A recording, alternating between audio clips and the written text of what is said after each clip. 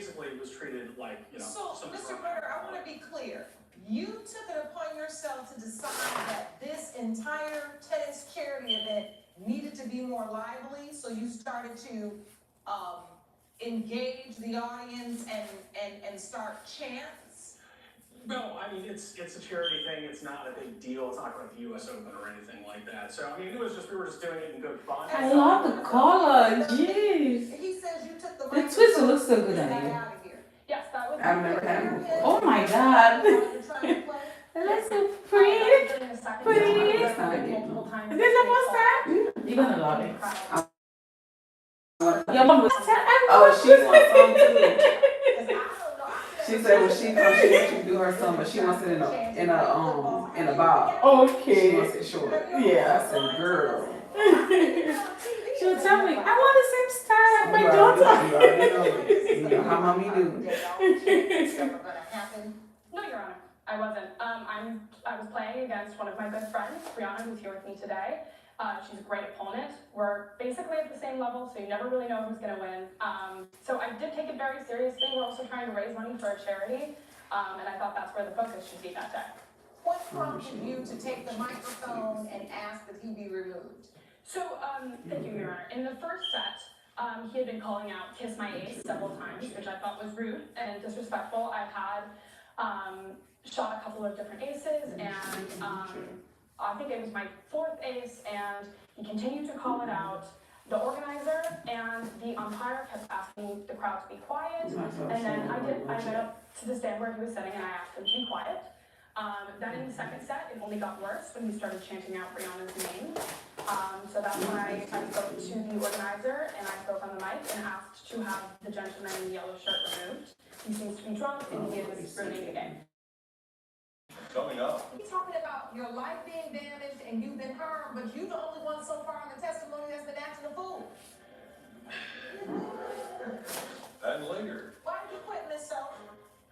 I quit because there is a situation I couldn't handle no more, Your Honor. I discovered that Mr. Howard was having an affair. We're back with the case of Bobby Brenner, who brought Katie Berkeley to court for damaging his reputation. So, you make that request, Mr. Ritter, what happened? Someone comes over to you and what happens? I was escorted out, and I did so after asked, obviously. I didn't make any big deal out of it, but the real problem is what happened after that. I was essentially defamed. They kicked me out of the club for a whole year, suspended me on that, started to actually get into my personal life. I coached my son's Little League team, and now they got wind of that. And so you presented here the letter of suspension. You got a letter of suspension? Yes, from the tennis club for 1 year, and also from my son's Little League games, which I think went a bit too far in that situation. And I also work at a memorabilia shop, sports memorabilia shop, as a manager. We were getting constant calls all the time in terms of just kind of harassment because it started circulating online, on Twitter, and all these different things. And it was, starting to really ruin my life. It actually affected my work day, and I actually ended up having to take a month off of unpaid just to get away from it and to draw a little flack away from the business so that they didn't get any more deep water and connection. So these are lost wages? This is correct. For 1 month of unpaid wages there, or unpaid time off, I should say. Okay, but your suit is for defamation of character. This isn't evidence that suggests that someone defamed you. Well, this is actually what occurred. So we have here, I was tagged in this Twitter, I'm sorry, I was tagged in this Twitter thing for Kiss My Ace, so I was called out online on social media. I actually even had an article written against me in the paper. Kiss My Ace.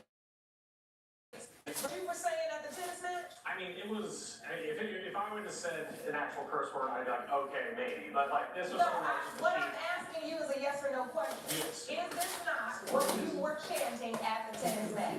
Yes. Yelling out something like that is one thing, but, going after me and basically trying to damage my life and actually harm me in that way is way over the line. Okay, I want to get back. You keep talking about your life being damaged and you've been harmed, but you're the only one so far in the testimony that's been acting a fool. I don't honestly, I don't see how in that situation that I was, deserving of that much, hit back on me. So who defamed you? I need to hear your testimony about the defamation. When she said that I was a drunk and yelled that out and basically was like, get that drunk guy out of here, that was the moment where I was like, I'm not that kind of person, I don't need to be identified in that way. And when it actually started getting into the paper and everything like that, it went a little too far.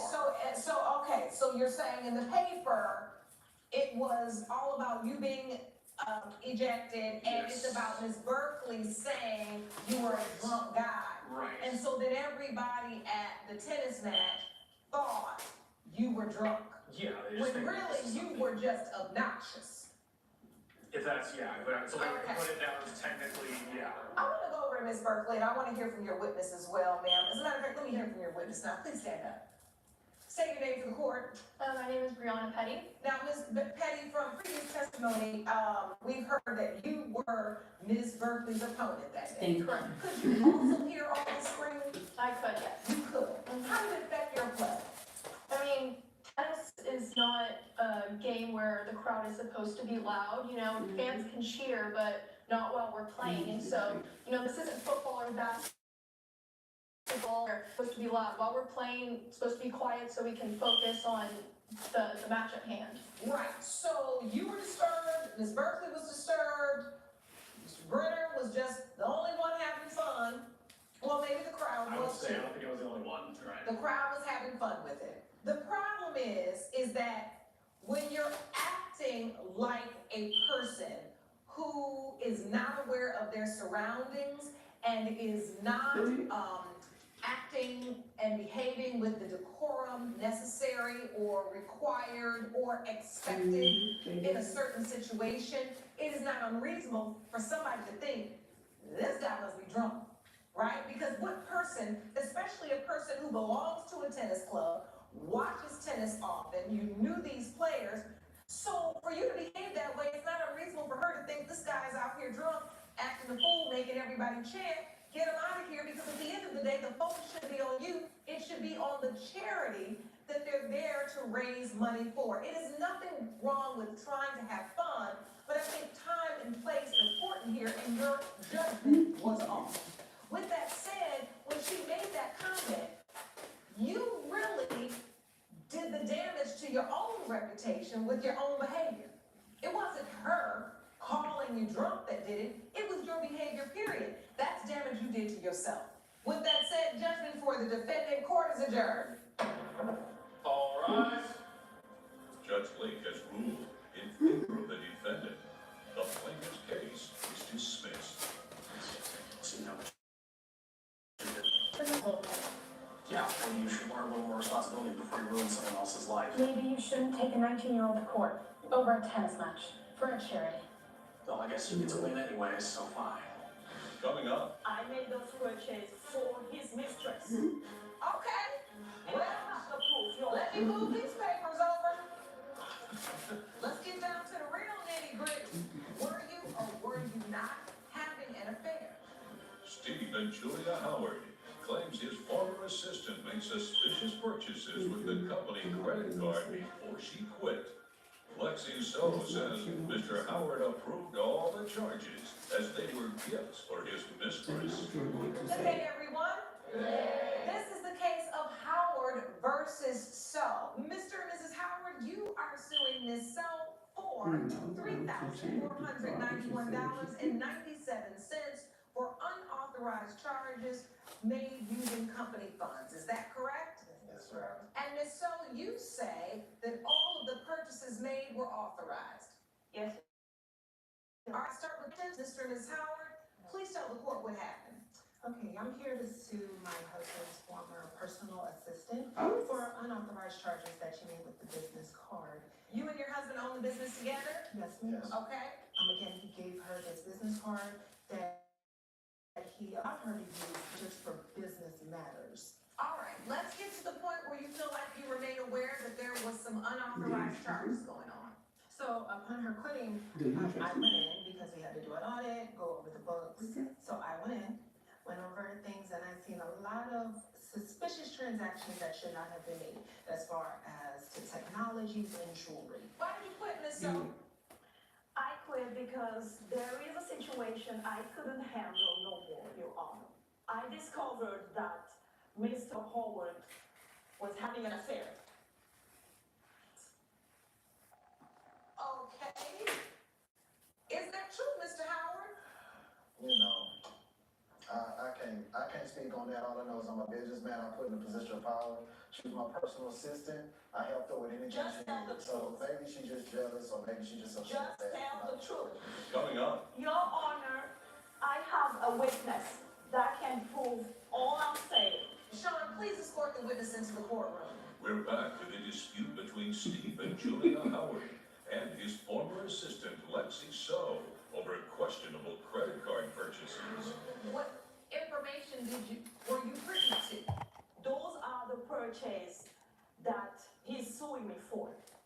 I made those purchases for his mistress. And I have the proof, Your Honor. Let me move these papers over. Let's get down to the real nitty gritty. Were you or were you not having an affair? Well, since you don't want to answer. My wife is at home. My personal assistant left. I gotta be in charge of hiring another personal assistant. I'm by myself as a businessman. It's very hard to sustain a business being by yourself, being lonely. What is he talking about? Your Honor, I have a witness that can prove all I'm saying. Where's your witness? Sean, please escort the witness into the courtroom.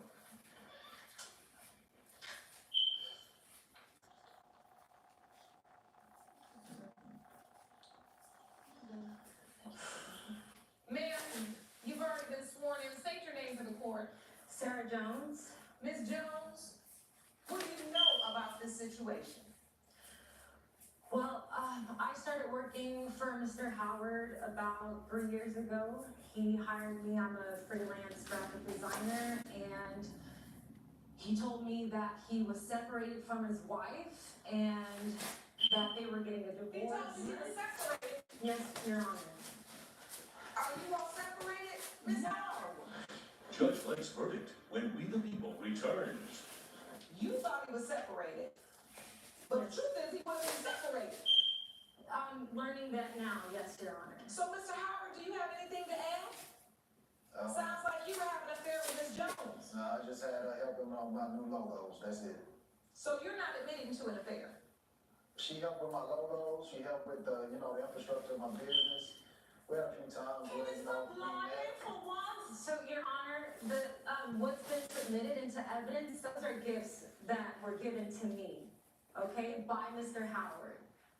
Oh, Who is buying a diamond necklace for just a simple friend? I just love doing business. That's all I can say. well, Mr. Howard, you definitely sticking to your story. Your Honor, I love taking care of my people.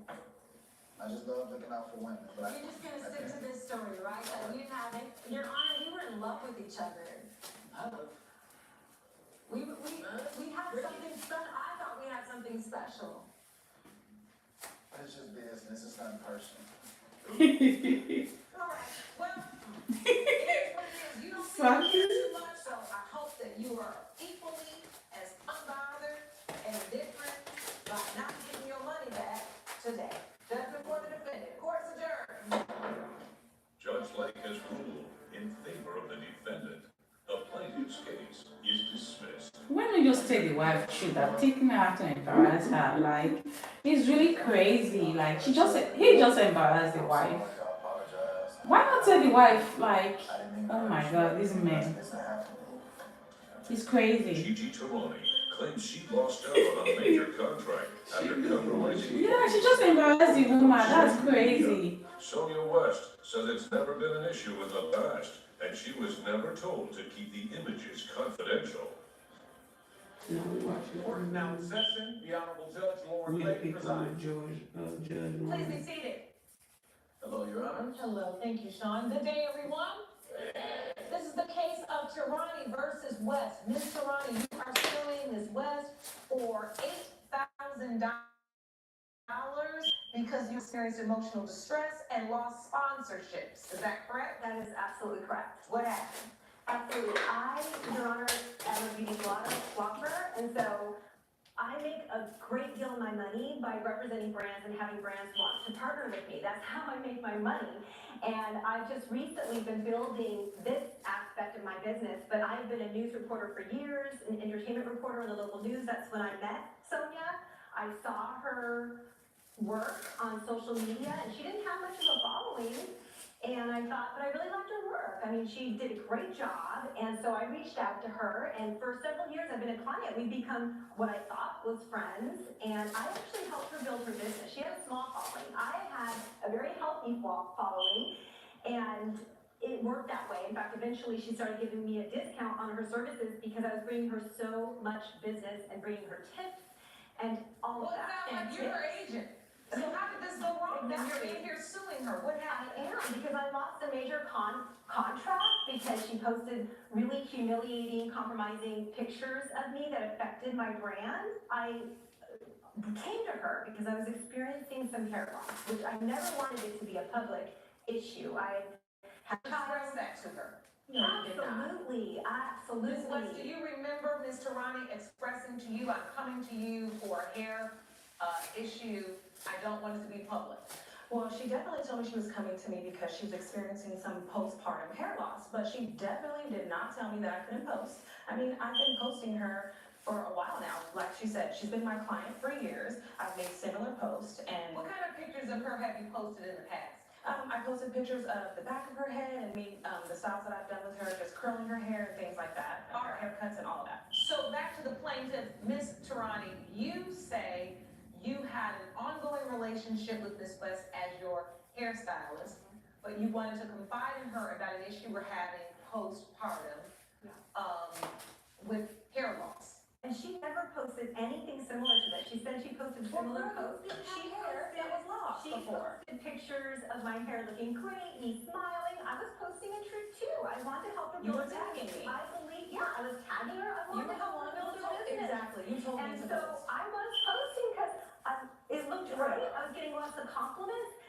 When she said she posted similar posts, she has never made a post of a detrimental situation that she knows I was distraught about. I mean, there were times I was in tears in her chair because she knew I was so embarrassed by this. I was so humiliated by this. She knew I had a brand deal in the works with a hair care company. So she posted pictures of the condition. Yes, On- before picture. Yeah, Yes, before I picture. did not give her permission to do that. When I knew she was taking pictures, Yeah, so she did, I knew she was taking pictures, but And what did you think she was taking pictures for? my understanding was it made sense. Check the progression of growth. You know, you need it before to see how the growth treatments are working. Made total sense. But even then, even though I felt it was just for our use, I still said, I don't even want my face in it. Because How did you find out you were posting? You saw it? people called me. It was so obviously me. If you look at the post, Do you have a copy of the post? I do. I not Let me only see it, have a please. copy of her post, but I also have a post right behind it of one that she actually tagged my name. And you can see they're so similar. So the one in which my name's tagged, people know it's me. And then the detrimental one, she didn't tag me by name, but it's so obviously me. And if you look under it in the comments, you'll see people tag my name because they know it's me. And they were saying, oh my gosh, Gigi, I'm so sorry you have to deal with this. I'm so sorry you have to go through this hair loss. So this is, yeah. Yeah. I see this post, Ms. West, it says hair loss can be embarrassing, but we can solve it together. This is just one client I've helped on her journey to fuller hair. And you blocked out her face, but her profile is still very recognizable. Coming up, She has taken me out by the knees for the chance of working with any hair care brand. Oh, I That was a understand huge that. part of my Well, business. that's not necessarily true, because you could work with a hair care brand that says they specialize in regrowing. I don't want to be Thank known you. for that. closed captioning provided by, if you'll be in the Los Angeles area and want to bring your case to court, call 1-888-552-6878. You're watching We the People with Judge Lauren Lake. We're back with the case of Gigi Tarani, who who brought Sonia West to court over a compromising social media post. And that's tagged with my name on it. So, I mean, you tagged me in posts Cause before, that's so. that's a picture of my hair looking good. So this Okay. is the next post where it says, great working with, and you tag her. Yes. Gigi Tarani, look at her amazing hair. So this is after she started to grow it out. I mean, look at her hair now. You ain't got no bald spots now? So That's Ms. not the West, point. I do want to get to you, and I want to understand your position in this. Why did you decide to post these particular pictures? So I posted these particular pictures because I was very proud of my work and so excited that I worked really hard for these 6 months to help you grow your hair back healthy. And I wanted to show and have people know that there is sunshine at the end of the road if you have hair loss. And I didn't post it to be malicious or anything. I was just posting it, to Hey, there. and because she is an influencer,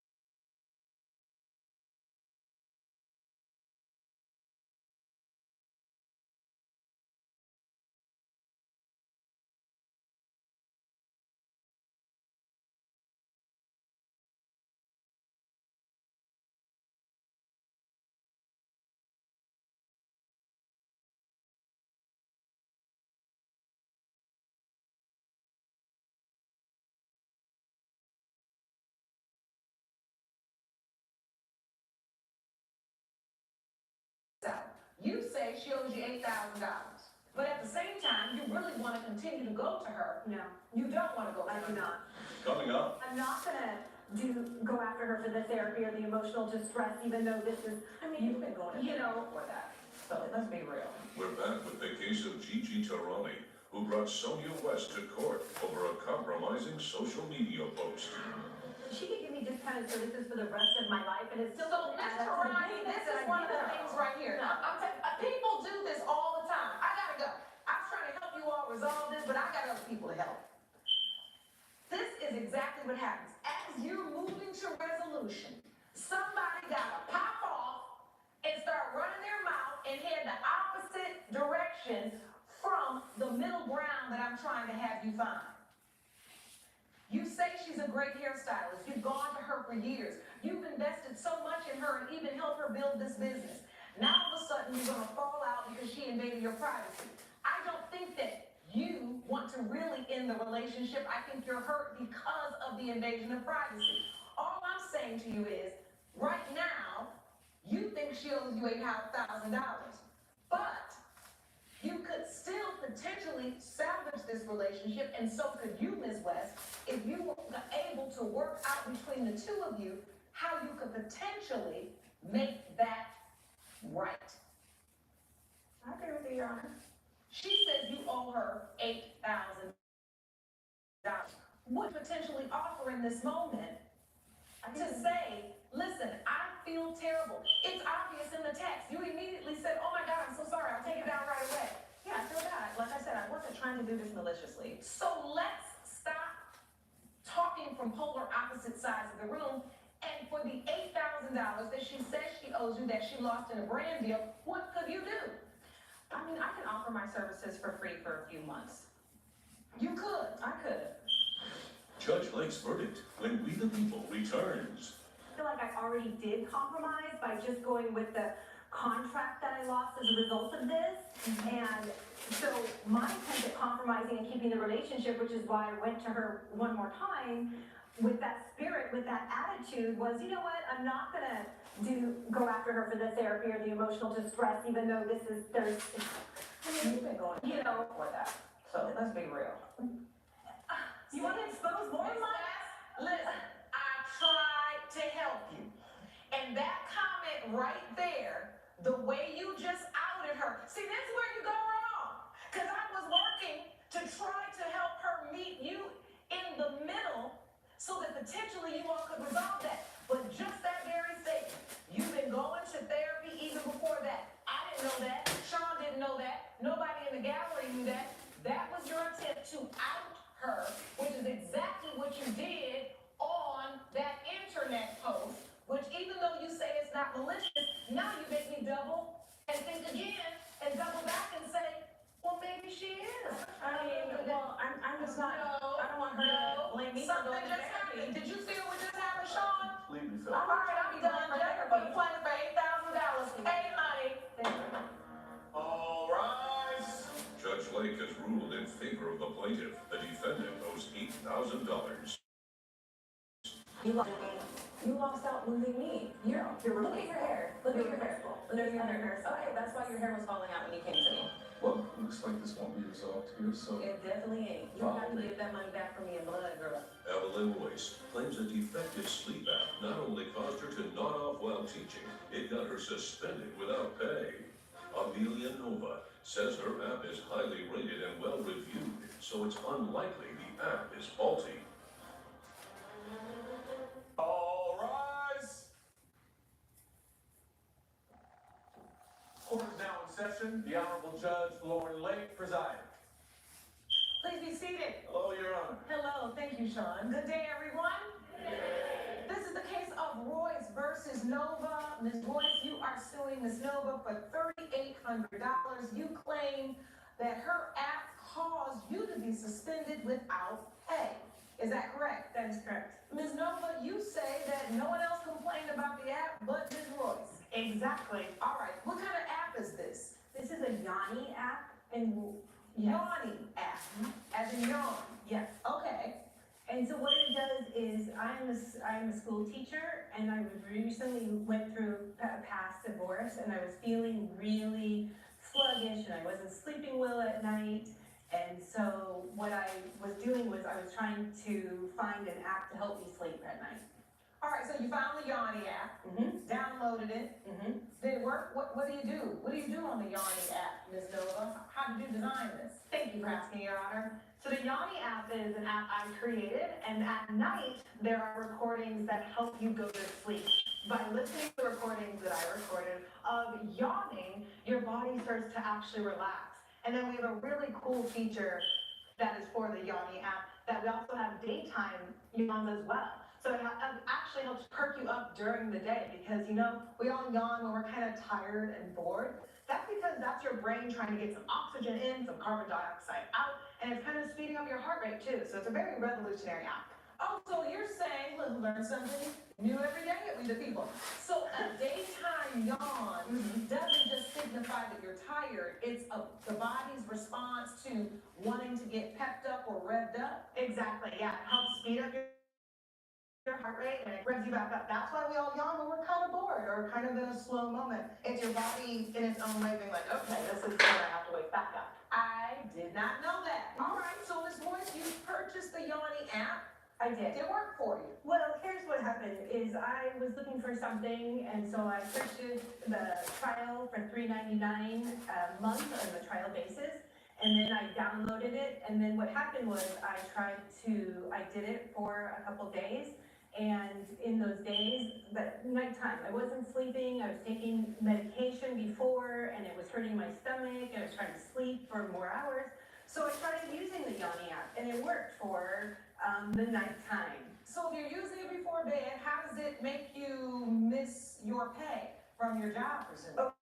What happened was, I was taking this medication, I went to a sleep clinic, and they said it was all stress from my divorce. I was just getting divorced, and I wasn't having a good enough amount of sleep, and so I'm a teacher, right? I am a school teacher. And so I tried to use it during the day. I was drinking a ton of coffee, like 3 You were cups. doing the daytime version. Yes. So what has to be the version that perks you up? Okay, so what happened to me was, the first day I went and I used the product, and it was making me a little sleepy, but I was able to get through the first day. The second day wasn't as, I was a little bit sleepy, but I still was getting through the day.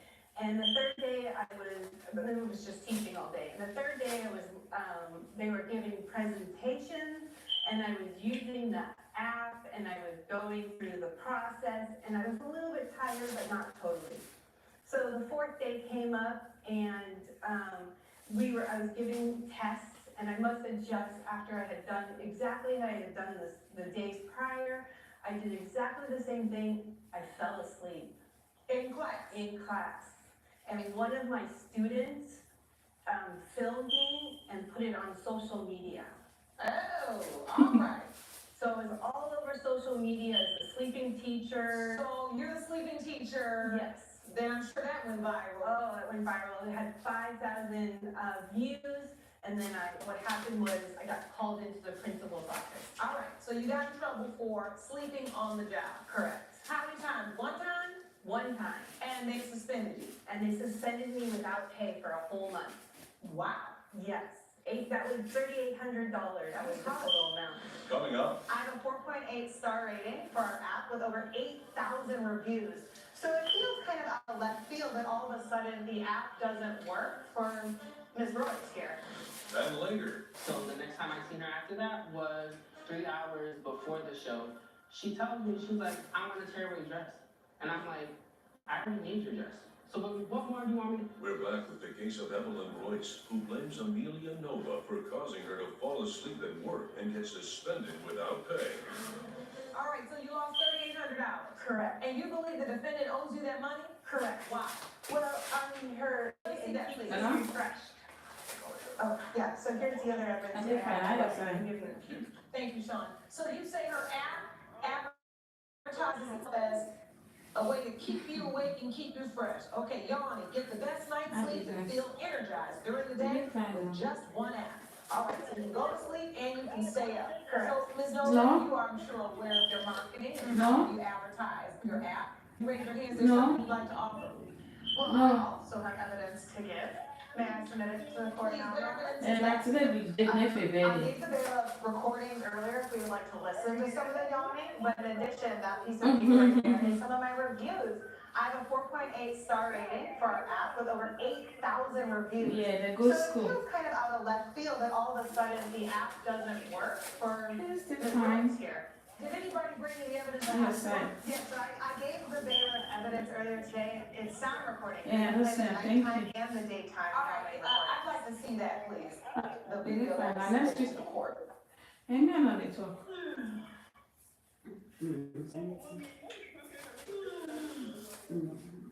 I say for serving now, for serving, maybe.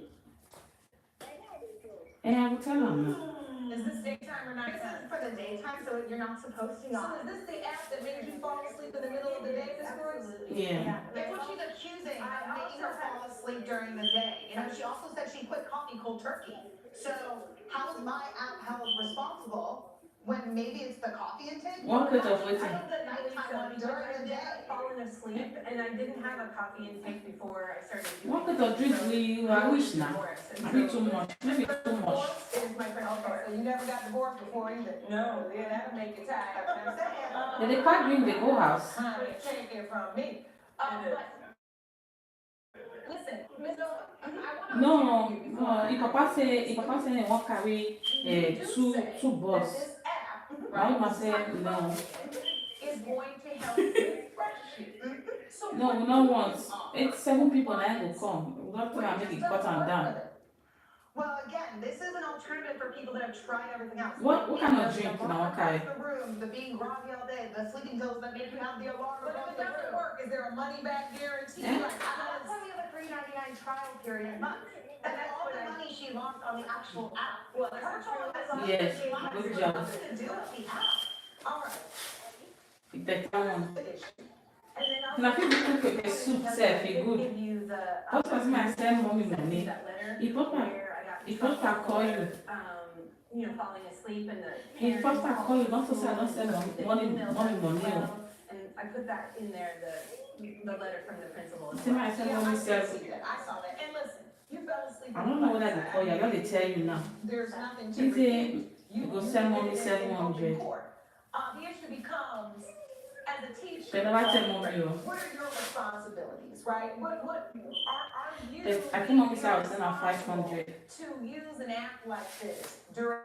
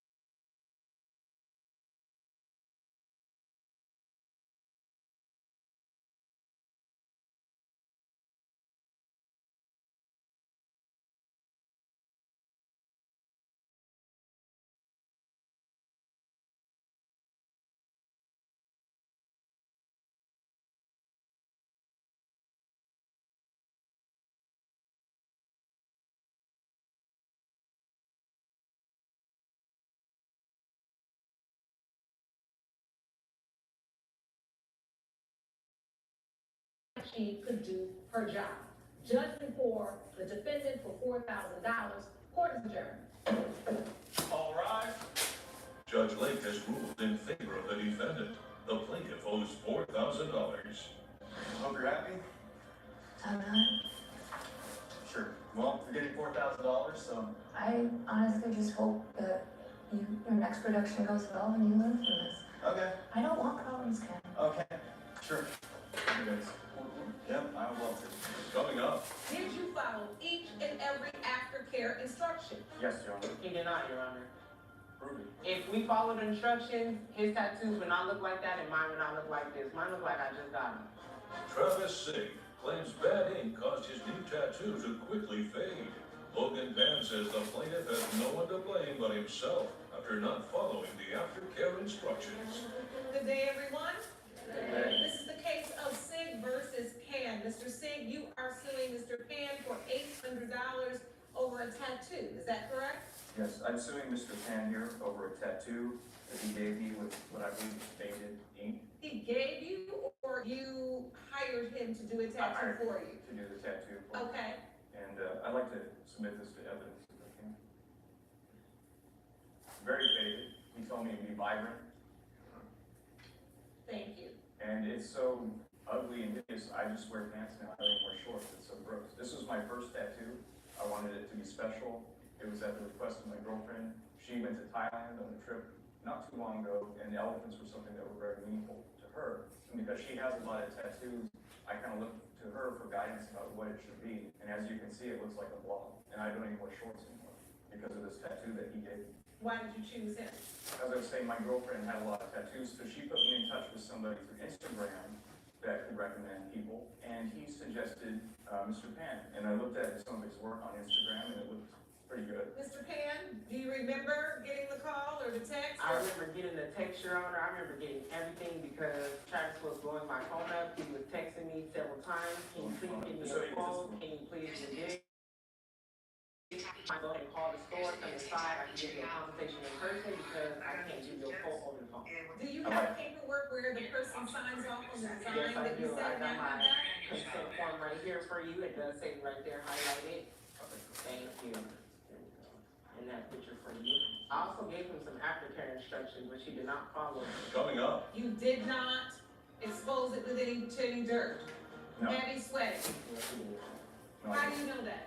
I know that because he went to the beach, Your Honor. we're back with a dispute between Travis Sig and tattoo artist Logan Pan over a faded tattoo. Did you get these instructions? Yes, Your Honor. So when the tattoo was done, you obviously didn't have a problem with it because you had paid him half the money before and then half the money after. You wouldn't have paid the money if you didn't like the tattoo. So when you Right. first left out, you liked it. Yes. Is that okay Yes. to say? Yes. All right, so we And- understand that. Yes, he promised it would stay that vibrant, and it wasn't. As you can see, it's faded. I want to know, did you follow each and every aftercare instruction? Yes. Every single thing? Yes, Your Honor. He did not, Your Honor. Prove it. If we followed instructions, his tattoos would not look like that and mine would not look like this. Mine look like I just got them. You did not use bar soap. No. Yes, I did. He said I can use bar soap. He said I can wash it with, as long as it's antibacterial soap, warm soap and water. Antibacterial soap, 3 times a day, morning, midday, and He said wash tattoo with clean hands, warm and liquid antibacterial hand soap.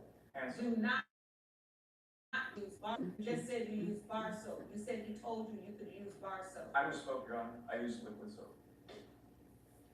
Did you pat it dry? Yes. Did you apply a thin layer of regular non-scented Lubriderm or Purell? Yes. I used Aquaphor was his personal weapon. And you did this morning and night? Morning, midday, and night. And you did not expose it with any dirt? No. Heavy sweating? Yes, he did.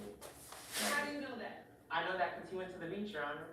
He was at the beach, outside in the sun, tanning, probably let the water hit How him, did you waited know up. that? Because I seen pictures, I have evidence. On where? Let's see it. Right here for you. I'd like to have No, it. sir. Judge Lake's verdict when We the People returns. This is him in the picture after you did the tattoo, I let him know, do not be in sunlight or water because it will damage you. and you standing in the sunlight, In in the the water, at the beach. Your Honor, he said I can do anything I want after 4 weeks. I need to follow this care procedure up to 4 weeks. That was after 4 weeks. He doesn't have a time. If it was after 4 weeks, Your Honor, we wouldn't be here. 4/2/22. And what's the date on the picture? What's the date on the timestamp? The date on the picture was 3 weeks later, 4/26, Your Honor, 22, So that's within the window. of our 4 weeks. I've heard enough. It's obvious that you did not follow the post-care instructions, Mr. Sig. It's a waste of everybody's time. You're trying to get money back on something you wasted your own money. Judgment for the defendant. Court is adjourned. Judge Blake has ruled in favor of the defendant. The plaintiff's case is dismissed. Ashley Mansfield claims she was wrongly evicted after her landlord ignored her complaints. Daniel Foster claims he followed the law before giving Ms. Mansfield notice to vacate.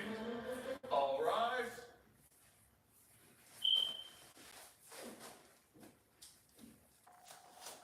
Court is now in session. The Honorable Lauren Lake presiding. Please be seated. Order, Your Honor. Thank you so much, Sean. Good day, everyone. Good day. This is the case of Mansfield versus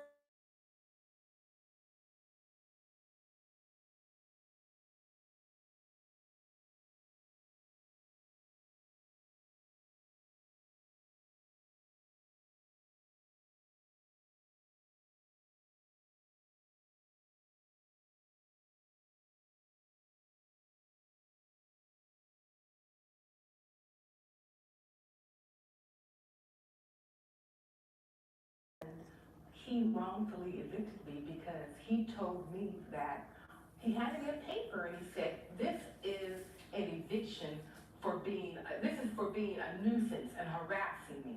And the eviction notice was because I was asking for repairs. And he wouldn't do anything to help with the safety of the unit. Thank you so much. Mr. Foster, I'd like to hear from you. Certainly, Your Honor. Did you evict Ms. Mansfield because she consistently asked for certain situations to be remedied on the property? No, Your Honor. Okay, what is your response to her testimony? I really do care about my tenants, and I've tried to be accommodating to her. She calls me 100 times a day. I have a phone log here I'd like to submit. I'd like to see that, sir. Please. Honestly, Your Honor, I can't run a business when someone is calling me 24 hours a day. She called me about a stoppage of a sink or a tub. We do our very, very best to accommodate our tenants as quickly as possible, but I can't be there in 15 minutes. It's just unreasonable. This is almost 20 calls in a span of 2 weeks. Your Honor, he was not answering the call. The tub was stopped up. The drainage, it would not go out. But he finally did call me once, and he told me that I needed to take a bath in the kitchen sink. And I thought that was very The kitchen sink? A kitchen sink, Your Honor. Did you say that, Mr. Foster?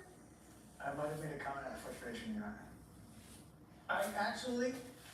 I do have a number of things that we have done for the apartment. I'd like to see that. That's not. What have you done for the unit? Okay, first of all, she wanted new lighting. We did that. Okay? She But wanted the lighting wasn't working, you had to do it. We had to have lights. What I'd like to hear from you is, did you put any of your concerns in writing? Yes, I To sent him. him several emails. And I told him, I said, I need these items repaired. I need the bathtub repaired. I have standing water. Eventually, I did have to take a bucket and take the water out. My garbage disposal wasn't working. My ceiling fan wasn't working. He wasn't repairing anything. Mr. Foster, what else did you do? It's just remarkable, Your Honor. I have 50 tenants, and I probably spend 75% of my time just with Miss Mansfield. No, I have a tenant actually that's come here today that is part of our building. Maybe it's an opportunity for him to share. I'll hear from your witness now. Please stand, sir. State your name for the court. My name is Mark Pensky, Your Honor. Mr. Pensky, what would you like to offer to the court in terms of your experience living in this building? I have been living in this unit for a little over a year now, and in that time I haven't had any issues with Mr. Foster regarding maintenance or taking care of my space. And so when you see a former tenant like Ms. Mansfield, who has struggled to get repairs done, this is what she testifies to. and ultimately was asked to leave, what is your opinion about how her experience differs from yours? Well, Ms. Mansfield definitely made her opinions known to the other tenants. I heard about it several times myself. I would be shocked if nobody came to take any issues since I've been. How much do you pay a month? I pay $29.95 a month. Okay. Coming up, I can tell that you really wanted to move on from this tenant because you never planned to satisfy any of her demands, because you really wanted that unit back, because for a 2-bedroom, you probably could get $39.95 for that. and later, I am deathly afraid to even walk out on a dock. So you did not see it as it happened? No. So how can you tell this court that it was the boot? The dock is solid. It needs repair, Carl. we're back with a dispute between Ashley Mansfield and Daniel Foster over a wrongful eviction. Your Honor, I have a list of competitive complexes and their pricing. I'd like to see that. So We try and the be bottom very- line is, Ms. Mansfield was paying $1,500 a month. Your new tenants are paying $29.95. How many bedrooms was in your unit? 2. And how many are in yours, Mr. Pinsky? Just one. So you getting a 2-bedroom for $1,500 a month, and you paying $29.95 for a 1-bedroom. But he was renovated and he got a smart fridge. Do you feel like he was giving preferential treatment to the new tenants who were Definitely. moving in with the higher rents and the renovated units? So basically kind of trying to smoke you out, like that. Exactly. So you move. What else was going on, Ms. Mansfield? Another safety issue that I was very concerned about. He said 50 units, he was renovating a lot of units. And one of the units above me, they did so much renovation that my bedroom ceiling was coming down. That was another call. I think what Ms. Mansfield And more might than mean one is not her ceiling was coming down, but sometimes when there's a lot of hard knocking or hammering, right, you might get some dust from glass, but other things. Right, but listen, I was concerned for that tenant that lives underneath the apartment that is being refurbished or renovated. Does your team come down and knock on the door and say, hi, I know we're doing a lot in here, just wanna make sure everything's okay? We try to, Your Honor, I know that is our policy, and we also, it was posted in the lobby notifying the tenants that there is some construction going But on. when she called about that, since you don't answer her calls, you didn't hear about that either. So it went unanswered.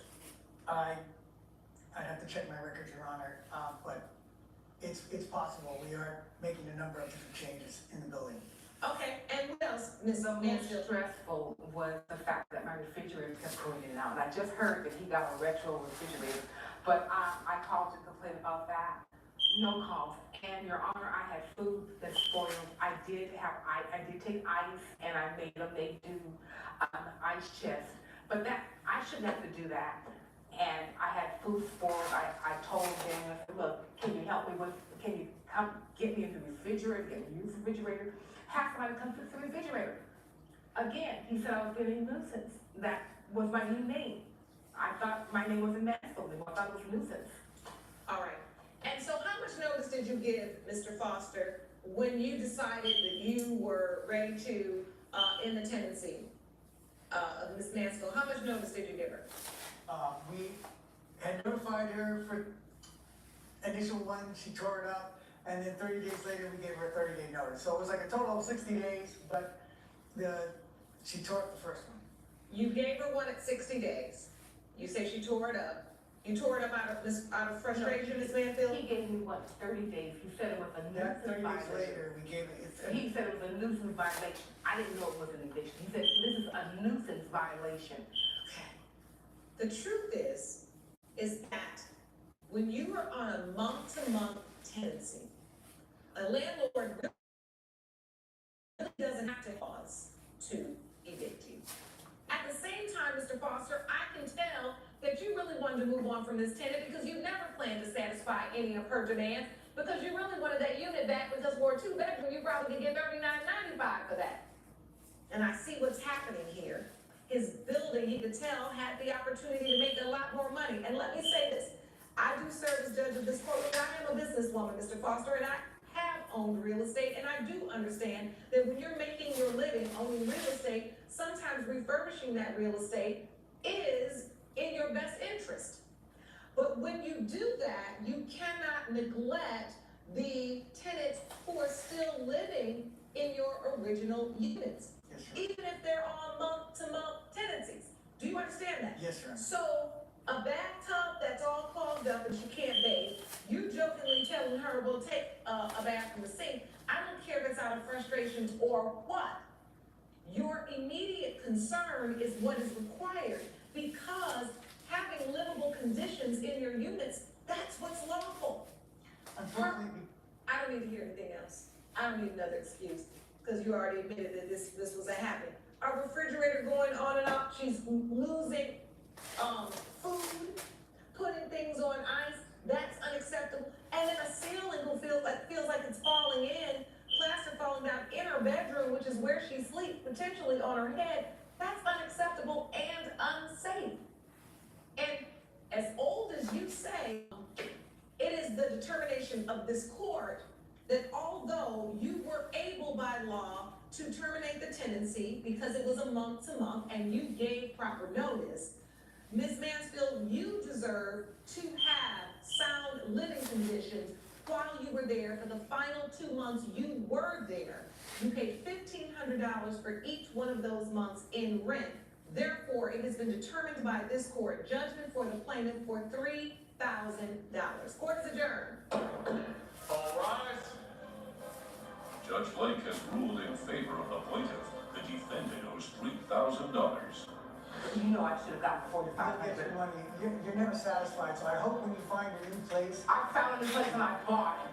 Coming up, Apparently I tripped, I broke my ankle in 3 places. I thought I was gonna go in the water. The dock was, it's not stable. My assertion is that she was careless and reckless, and that she wore this. I tripped over it, Carl. Susan Unauthorized claims she broke her ankle while taking a walk on her neighbor's neglected dock. Carl Wallace claims it was the plaintiff's inappropriate boots that caused her to fall. This is the case of Authorized versus Wallace. Ms. Authorized, you're suing Mr. Wallace for about $3,200 for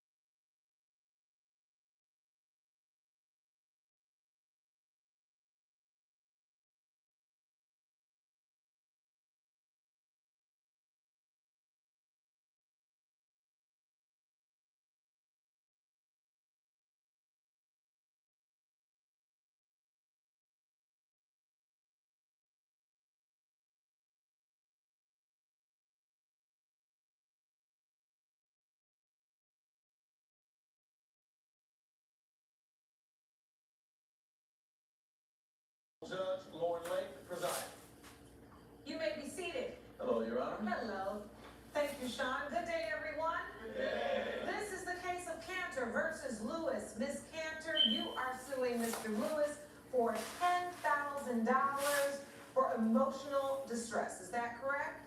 Yes, Your Honor, it's And correct. Mr. Lewis, you say that you are not responsible for her distress. That is correct, Your Honor. All right.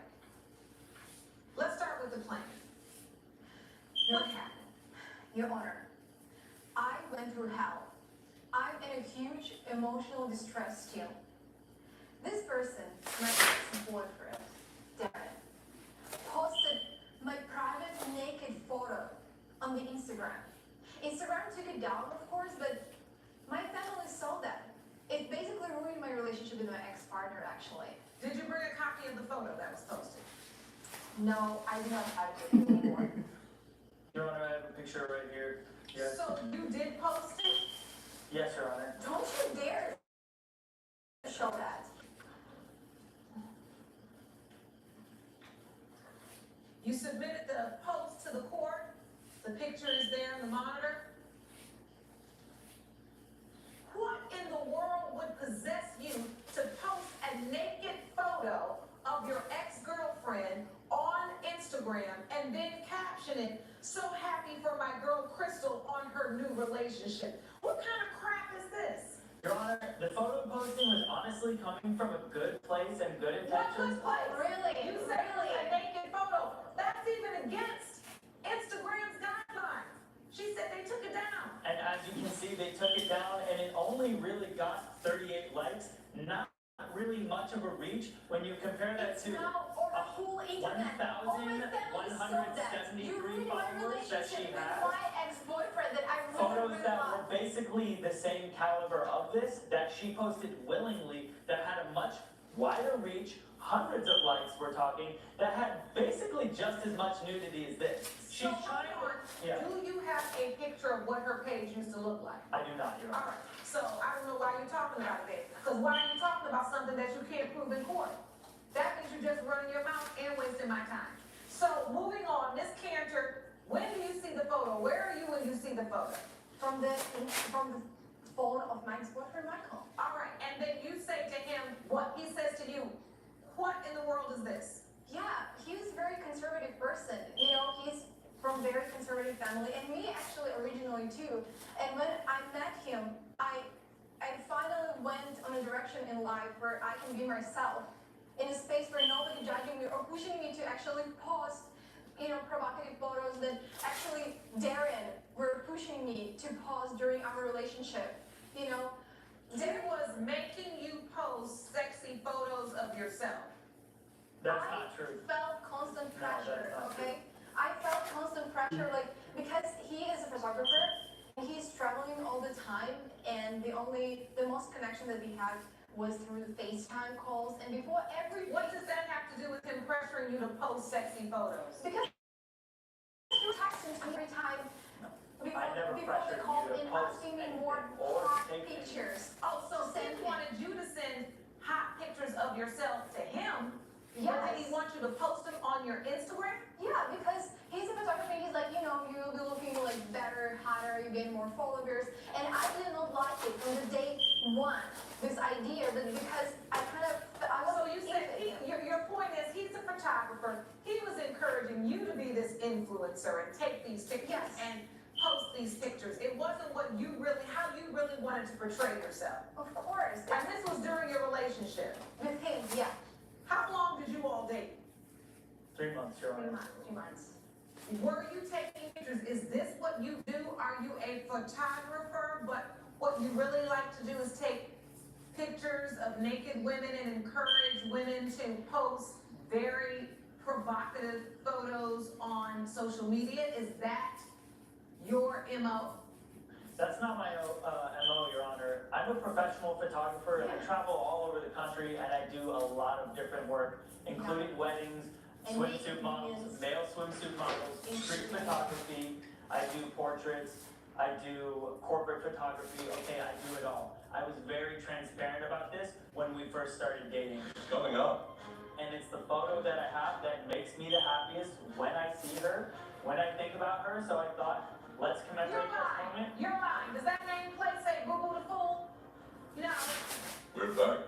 case of Crystal Cantor, who brought her ex-boyfriend, Darren Lewis, to court for damaging her reputation. You tired? Encourage her. I am. I'm exhausted. Still. You know I'm never like this when I come get my hair. So you know I'm tired. So we have 5 hours Being more. sexy photos You're fine.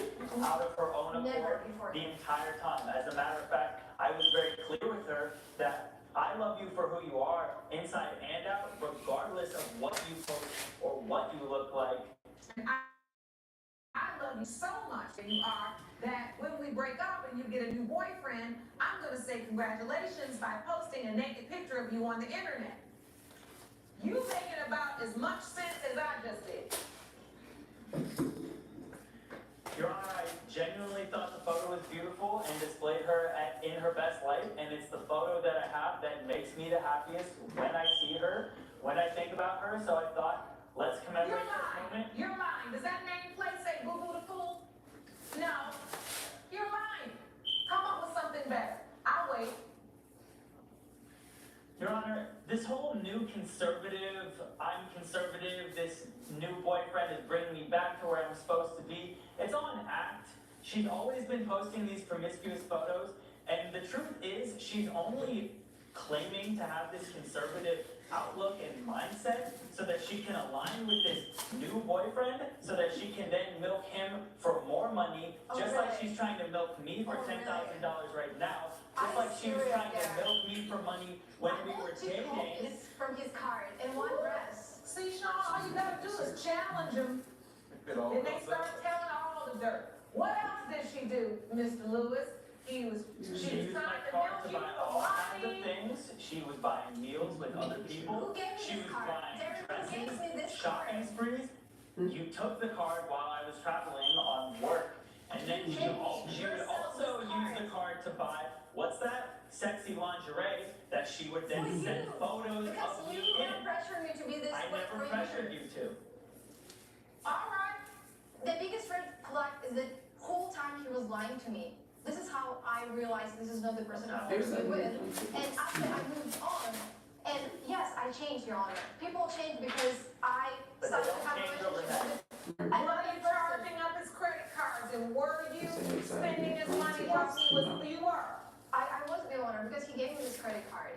And the thing is, why I started spending the money because I wanted to get his attention. And I wanted to see if he really do cares about me. And I'm told if No, the I guy is said spending you money on would. you, it means he really do care about you, you know, and wanted I to really have did care about you, actually, and I would spend money on you. And If that's you why you recall post that my naked that photo gold on the rose Instagram. necklace that I got you for your birthday, I did spend Then my money for grandmother you. family Until you took it just saw out my of naked control and picture. started spending All all right, the let's money. get some order. Well, I asked. Yeah, I asked. they told me. So we know what's going on here. This is obvious.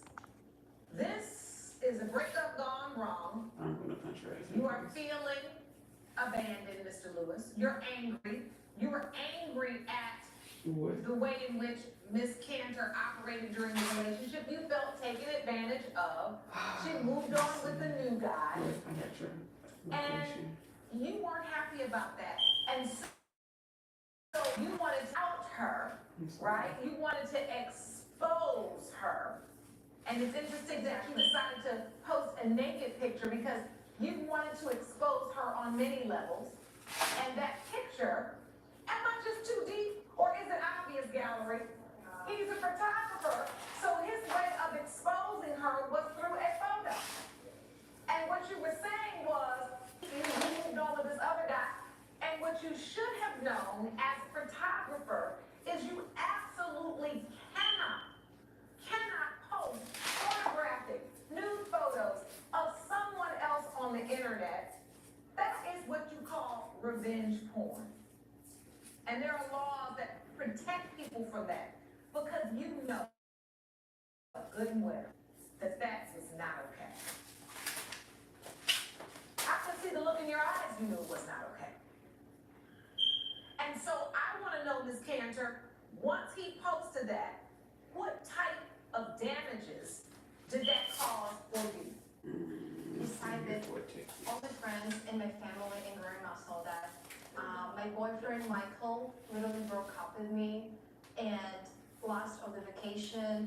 I was, Where did he get this picture from? You sent it to him? no, he actually showed me. My friends, No, where did Mr. Lewis get the naked picture from? You sent it to I him? sent him to him privately. Right, so you, During and our that's another lesson. Ladies and men, let's stop sending nude pictures, right? Because you know that still lives in the cloud in your phone and everything else. The thing is, I loved him. I loved him very much. And And he was traveling. I wanted to make it work, and he was traveling all the time. It was 90 days. Yeah. Y'all didn't love each other that much in 90 days. Coming up, And you're never thinking about what's the worst case scenario. If I send this I'm not nude gonna picture vote to this man that I want so bad, and I got his credit cards, and I'm spending money, and my mother told me if he spend money, he really loves you. And I'm not gonna say nothing about your mama, except that she's wrong. we're back with the case of Crystal Cantor, who brought her ex-boyfriend, Darren Lewis, to court for damaging her reputation.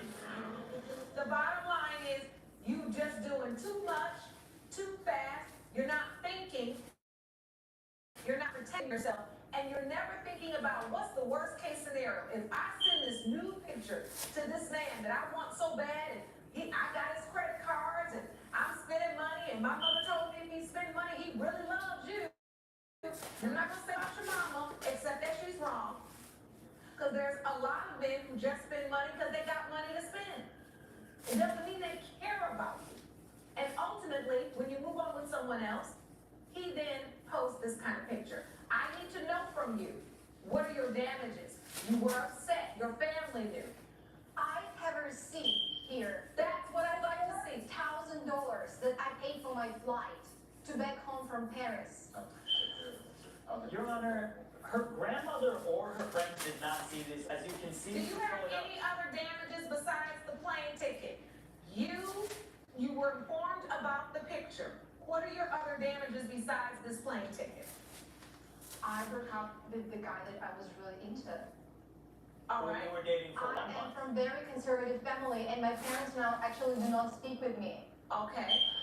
And I'm afraid that next time when I will be in a relationship with somebody who I really love, he's gonna post something more private than we have when we were together.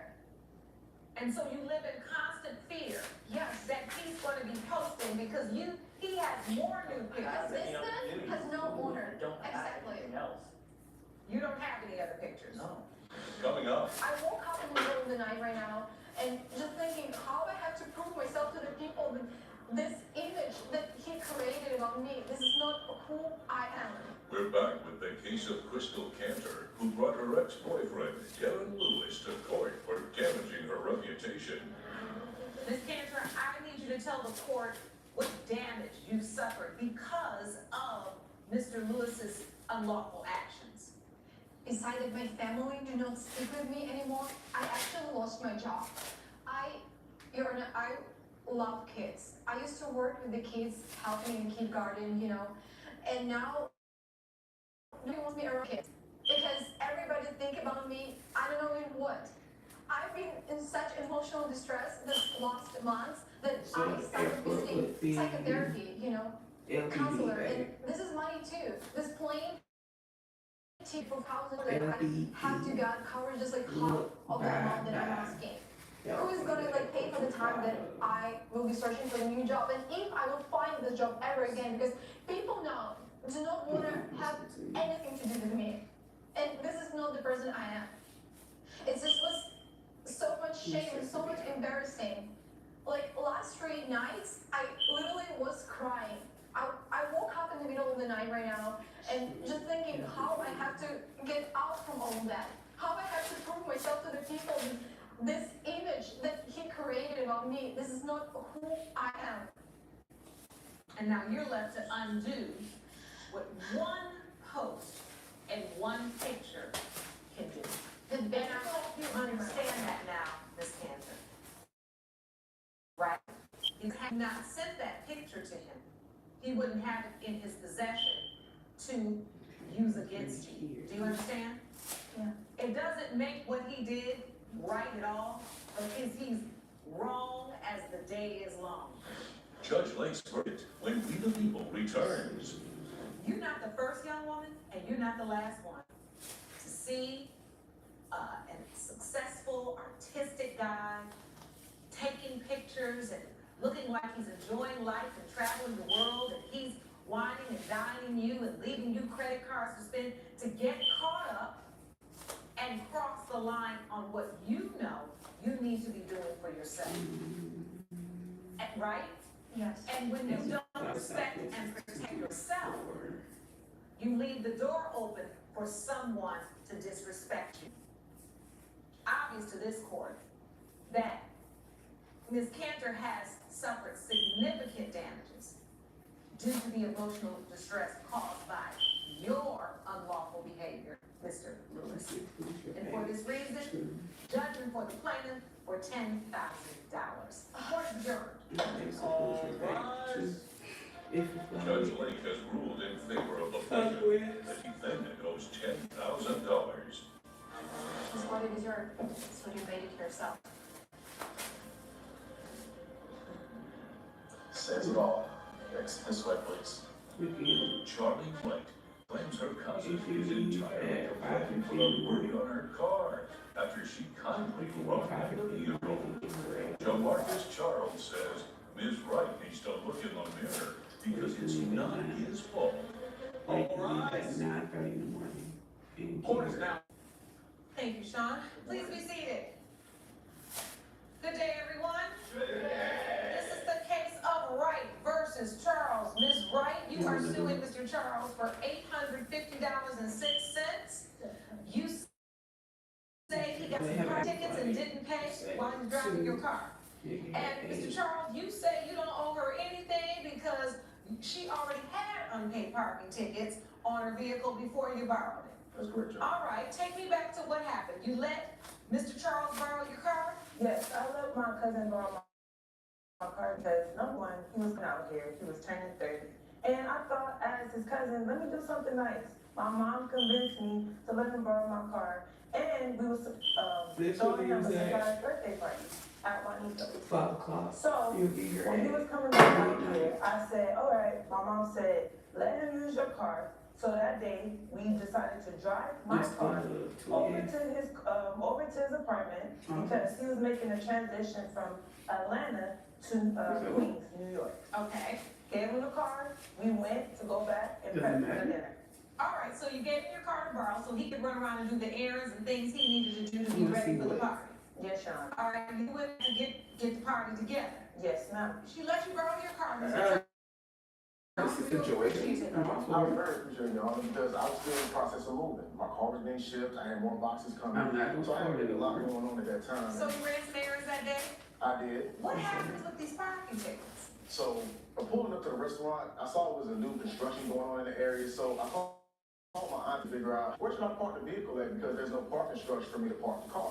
She points to this one spot that's like a block away from Juanito, it's not too far away, so I pull the parking spot, I park, get out, then we walk in the restaurant.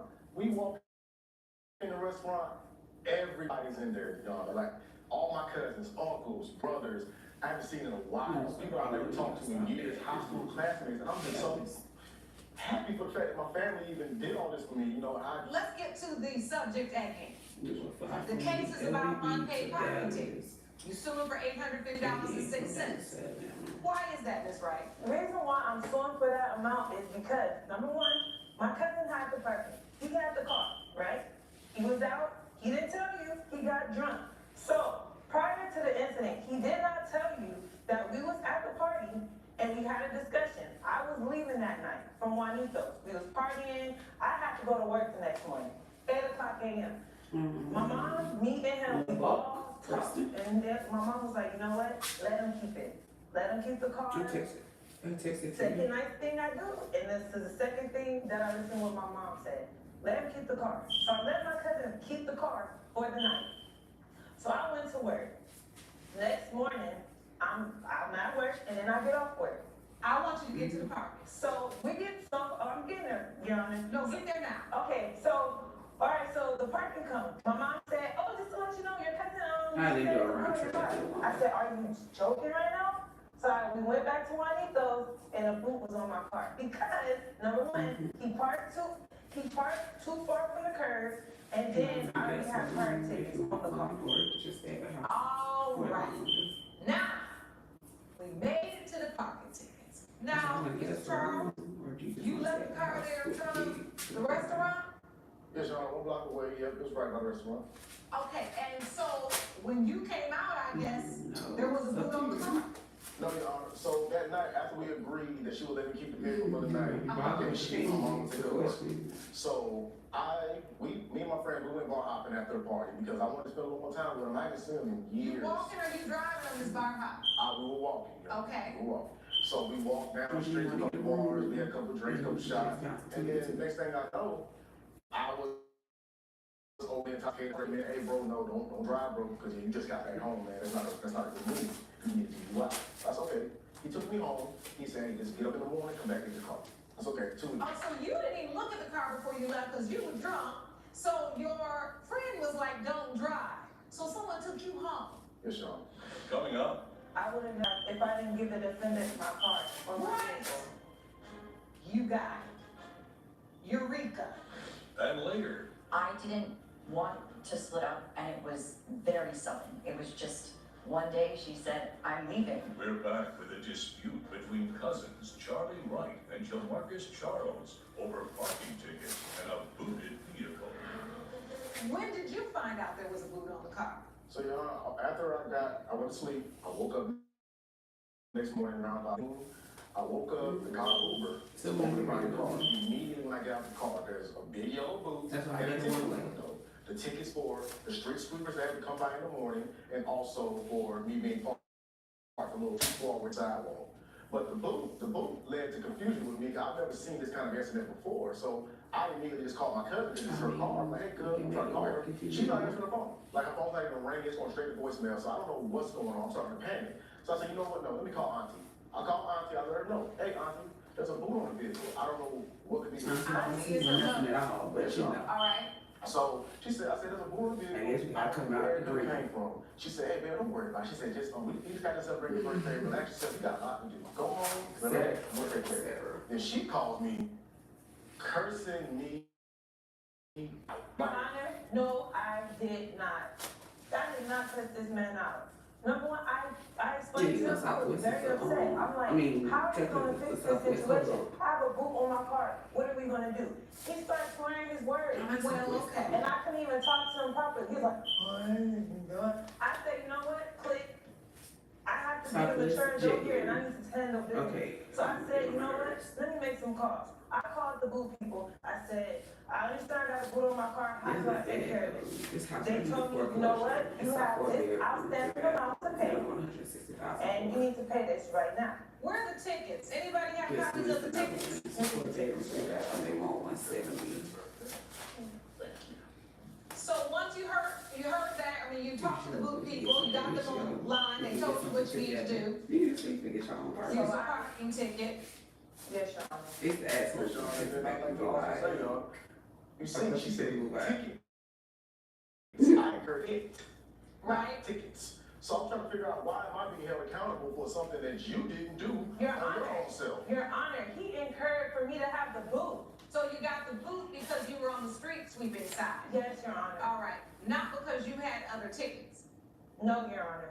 No. So if you got pulled over, they wouldn't have asked for that? They wouldn't have found out that you have unpaid parking ticket on a vehicle, so you put me at risk? I gave you my car to take care of. All right, so Ms. Wright, in this evidence folder, you've got the tickets, you've got one ticket for $176.12. That's the defendant's ticket from parking 8 inches away from the curb and in a no parking area.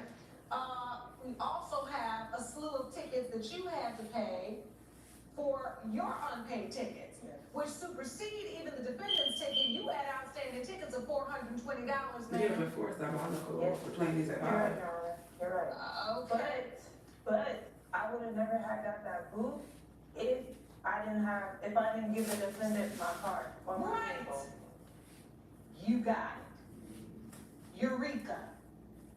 Newsflash. Hear what you just said. You must have gotten the boot and not loan the defendant your car. you should have known that you definitely don't give people your car that don't know how to park in New York, and then your mom told him where to park. He pulls over in a parking area where he shouldn't have been parking. He got a ticket for that. The boot is because of all the unpaid parking tickets that you had. Can he be accountable for where he parked the car? Can you be accountable for that? I can be accountable for that, Your Honor. I will take that, but you can't hold me accountable for a boot for your past expressions. $850, basically saying he gotta pay you for all the tickets you got before he ever moved to town. Your Honor, You are willing to take responsibility for the tickets you got. Yes, Your So Honor. what I need to understand is right before I rule on this case is, you let your cousin use your car, you were trying to be nice, and I get that. You were trying to do the right thing, right? But unfortunately, you allowed someone who's inexperienced driving in one of the biggest, if not the biggest and busiest cities in America. So why do you think he's responsible for even the tickets that you got before he I ever think you moved should to say town? afternoon. the reason why I If you believe go he's more than responsible like because 10 or he 11. needs to learn a lesson to be more responsible when he's partying, when he's out, and when he's like getting intoxicated. You don't just leave somebody's car. And number one, you don't just listen to what my mom say, oh, go talk to them. I don't care. Wait now, because earlier in your testimony, you said you and your mom planned all this, and your mom was told, the one who told you to let him use the car. So you listened to your mother? I did not want to give him my car, but I did it because I love my cousin. But the fact that everything is getting blamed You on didn't me. want to give him your car because you had $420 worth of unpaid parking tickets, and you needed to have that thing parked until you paid your parking tickets. All right, I've heard enough. It has been determined by this court that judgment for the plaintiff for $176.12, which is the cost of his parking ticket, you are going to have to deal with the balance of $673.94 in tickets and the cost of the boot because of the unpaid tickets, because that is your fault and your fault alone. Judgment for the plaintiff for $176.12. That one at Virginia, I had one year for Judge Blake has $550. ruled in favor of They the had plaintiff. one for 50 The minutes in defendant Dallas. is $176.12. Don't tell you. So, why you put me in this position for a broken family here? You're supposed to love each other. You gonna do this to me? Yeah, I love you, but I still want my money. Coming up, I did message her a few different times to say, hey, how are you? To see if she responded at all. She didn't respond until I flat out, did you sell the sculpture? And that's the Why only not time say that she it? responded. I I sent like 2 texts. Julia Martell claims her ex-girlfriend sold a sentimental sculpture they bought together while on a trip to Thailand. Rachel Moore says Ms. Martell abandoned the sculpture when they broke up, and she had bills to pay. Good day, everyone. Yeah. That's what I'm This doing. is the case of Martell versus Moore. Ms. Martell, you are suing Ms. Moore for $450, which is half the cost of a sculpture you say she sold. That's correct. And Ms. Moore, you are saying that the plaintiff sold other things without your permission during your relationship, and you don't owe her anything. Yes. All right, let's get started with you, Ms. Martell. Tell me about this sculpture. How did you get it? What's the nature of the relationship between you and Ms. Moore? I'll start at the beginning. We met each other in college. We were both anthropology majors, and as soon as I saw her, I kind of fell head over heels for her, and we hit it off right off the bat. We ended up dating for 2 years before we moved in together, and on our 3rd year anniversary, we actually went on an anniversary trip to Thailand, to Bangkok, and that is where we got the sculpture. When we got back, What was the sculpture? I have a picture of it. I'd like to see it, Yeah, please. I believe. Thank you. Oh, this is lovely. So here it is. It's a beautiful, beautiful sculpture. I mean, it's an elephant with the trunk up. You were living together, so you brought it back to your home. Exactly. Okay. Our apartment. When COVID did hit and she lost her job, I was fine paying a majority of the rent because we were trying to work through it. And I did pay everything I could. We were dipping into my savings, and I actually didn't tell her, but my dad got COVID during that time, and he was in the hospital for a while. It was really serious. He's okay now, but And I didn't know about that until right now. I had no idea about your father. Coming up, Did you try to reach out to her, Ms. Moore, and say, listen, No. things are getting tough? I didn't reach out to her. Did you sell it out of anger? No, sold it out of need. I wanted to keep it. we're back with the case of Julia Martell, who brought her ex-girlfriend, Rachel Moore, to court over a sentimental sculpture. And we were bickering here or there, and it just kind of kept going, and then the financial went on top of it. I finally kind of hit my breaking point when my car kind of started to break down, and I realized that I had gone through the majority of my funds, and I didn't have really the money to even really fix that. Can we get to the sculpture? Yeah, of course, yeah. So, about a month or so later, I ran into a mutual friend, and she actually told me that she copied her and said that she sold the sculpture, and I was blown away because that meant so much to us, and we both owned it, and I thought that if she would have sold something that was both of ours, she would have run it by me or talked to me or something. And then she kept it. So how long after you moved out of the house did she sell the sculpture? A month. 1 month, 30 days. Yes. So take me to where you were at that time. Right. When Ms. Martell moves out, what happened? I didn't want to split up, and it was very sudden. It was just one day she said, I'm leaving. And so I said, take your things, like it doesn't matter if it's, a gift that I paid for, like if it's just I this house legit have a is, whole our shared bag stuff. in my So closet. she No, took that's what what she she wanted, got. and I have a Jordan bag in my I closet. needed to pay rent that month. The relationship is over, and she Brand left the new. elephant in the apartment Never after I used. said, take what you Tax want. it on it. So I figured, okay, that's available for me to sell, and I need to make rent this month. But you didn't know how much it meant to both of us. Yeah, Oh, I didn't right, know You Jordan. had to reach out to her, Ms. Moore, and say, listen, No. things are getting tough. I didn't reach out to her. Did you sell it out of anger? No, sold it out of need. I wanted to keep it because, in all honesty, I didn't want to accept that she left me. I did message her a few different times just saying, hey, how are you? To see if she responded at all. She didn't respond until I flat out said, Should I go did back? you sell the sculpture? And that's the No, I only use time booking. that she responded. You sent like 2 texts. Judge Lake's verdict when We the People returns. I heard enough. You sold the sculpture, you needed the money, you got $900 for it. Ms. Martell, because you all did own that together, it was a gift to you and together, yes, you could potentially be entitled to $450 of it, if you would have cared about it or thought about it, but you didn't. But I don't think 27 days is long enough to say you completely abandoned any and everything that was still left in that house. It's for this reason I'm gonna give you half of what your petition amount is, judgment for the plaintiff for $225. Court is adjourned. All rise. Judge Lake has ruled in favor of the plaintiff. The defendant owes $225. I'm really sorry I had to bring you to court, and I never wanted to sell the sculpture. really, I'm sorry. I wish things were done differently. Lila Wesley claims her snowboard was broken in half after she loaned it to her friend's girlfriend during a weekend getaway. Nia Summer says the snowboarding equipment was already defective, so she isn't to blame.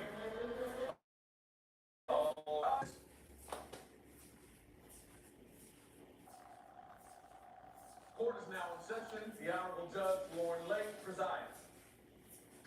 Please be seated. Hello, Your Honor. Hello, thank you, Sean. Good day, everyone. This is the case of Wesley versus Summer. Ms. Wesley, you are suing Ms. Summer for $610, is that correct? Yes, For damaged snowboarding equipment, is that right? Correct, Your Honor. All right, and the defendant, you say you do not owe the plaintiff anything, is that correct? Correct. All right, tell the court what happened. Hello, Your Honor. I am Natalie Wesley, and I am suing Summers here for $610, as you stated, because we ended in Colorado, and I invited my friend Matthew, who is her boyfriend, up to my beautiful apartment up in Breckenridge for the weekend for all of us to go snowboarding together. How many? 5 people, but the important ones are the 3 of us. Okay, well, the rest, the other 2 don't count. They don't count. Irrelevant souls. All right, so you invite 5 people to a snowboarding trip, what happens? So we drive up on Friday night, get ready to go snowboarding in the morning. This is my first time meeting Nia, and we're all excited because Matthew's been a friend of mine for 3-4 years. He has never met anyone that he's super in love with or connected with, so I was excited. Nia is a skier, which of course is totally fine. We all drive up on the Friday and get ready to go on the Saturday. As we get there on the Friday night, unpack all of our things. The Summers declares that she forgot one of her skis, which, you know, yes. a mistake, whatever. Are you and she's like, sleeping? yeah, I'll just rent some new skis in the morning. Or I said, What no, time did you make our super reservation? busy. There's a bunch of beautiful, fresh powder out there. And the lineups for the You rentals can are probably going do it to to like be 2 or 3. astronomical, and the rental equipment will be subpar. So I said, why don't you just use one of my other snowboards? That's fine. And that way we can go Alright, so as soon as I finish, I'll call you. She said, no, I don't think I want to show her. I said, yeah, you Finish can. getting your I'll nap. spend time with you. I'll coach you on some of the smaller slopes, and we'll Alright, have a good cool. time. One Saturday morning came around, we all went to the mountain together, and we were just, you know, having a blast. And I took her up one of the smaller mountains and taught her how to snowboard, and then I went off with Matthew and my other friends and went down some of the bigger runs. And So you just took her up and taught her how to snowboard in 2 minutes? I was with her for an extended period of time, teaching her a couple of times. How long was she with you this summer?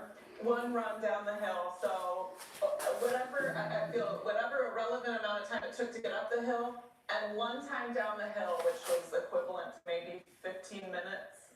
All right, so you went for one run, and you were using her equipment. Her faulty equipment, yes, with faulty. You said it was faulty? I believe it was faulty. How was it faulty? Your Honor, I'm not familiar with snowboard, so you'll have to forgive me. I have never snowboarded in my life, but I do know skis very well. My feet were not secure to the board, and that was faulty bindings. I never felt steady or balanced on the board. So yes, we went up a second time, and that is where my lesson, which was meant to be a 2-hour lesson, ended at the top of a mountain. I'm not a snowboard instructor, but if She you were did that, offer her services but if to teach you me. are that uncomfortable, then why didn't you say something, make your own decisions, and I offered you my equipment so that you didn't have to A, spend more money, and B, Well, actually, she was willing to spend the money. You talked her out of it. we, Per your own testimony. we didn't talk her out of it, we suggested it because we didn't want her to have. So I thought the other 2 people were around. Matthew, her Oh, boyfriend. okay, her boyfriend and you. Yeah.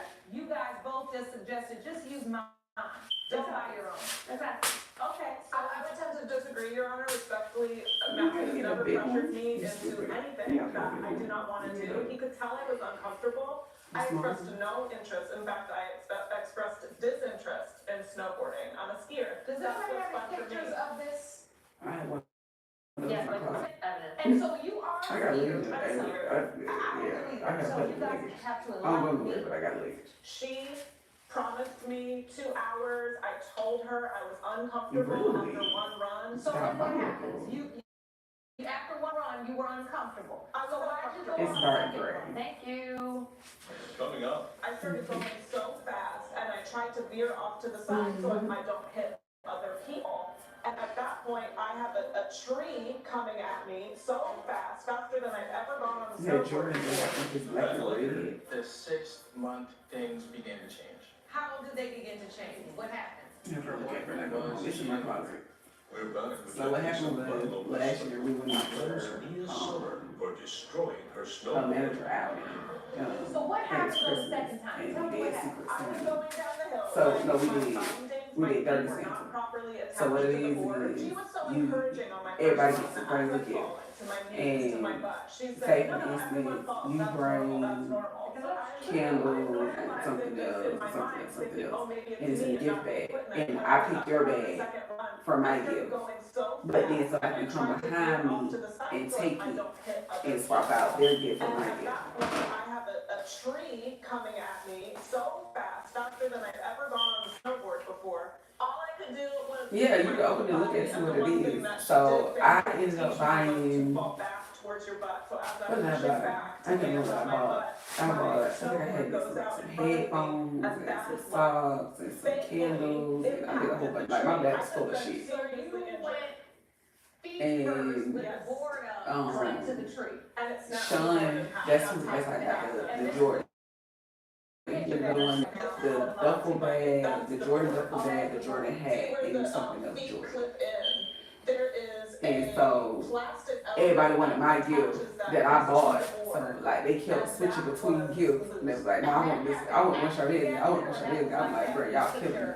So I ended up with Sean's gift at the end, and I was like, "Well, And were you I got me a new physically duffel in bag." your facility? At that And he point, started no, I have laughing. what I would call like normal bruises That's from how I ended up falling with to that. my knees and my But it's a back funny hurts. game to play. We call it Dismissal. No, I did not. All right, so you get down there, you meet down, she says the board Yeah. breaks, what do you say? I first, like I said, after she's okay, and I said, okay, well, you broke my snowboard, so a human person, a kind person would say, yeah, let me compensate We you call it for that. Story doesn't happen. It's Simple very at the end of the fun, day, like so very they fun. were ready to leave anyways. I see evidence here for, the snowboard for $442.44, and you also submitted an invoice for the bindings for $168.75. This is the cost to replace, I presume. Yes, Your Honor. All right, Ms. Summer, what I'd like to know from you before I give my ruling is, when you decided to make the second trip down again, when you said, I don't feel comfortable, I don't know what I'm doing, but I'm gonna do it anyway, was there anyone else with you?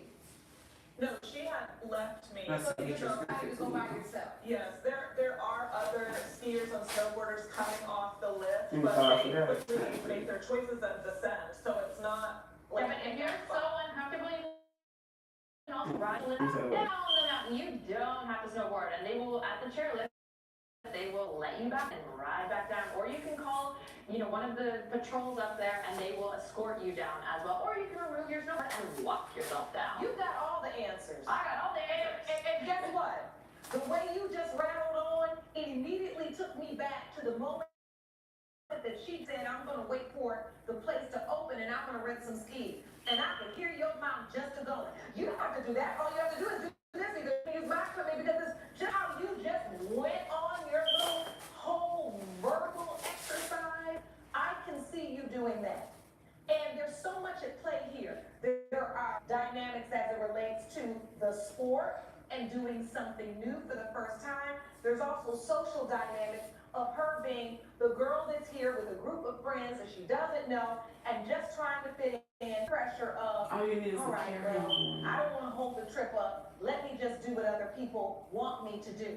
That's where you went wrong. Say carry on this is summer. not big. Because you had in your mind what you were gonna do, what you were capable of doing, and what you knew how to do. But you allowed them to coerce you and basically There's not convince you calling me that y'all you're or gonna Ross. be helped. All you have to do is get on this snowboard and go. Is that So Ross? something's a risk, Ross. right?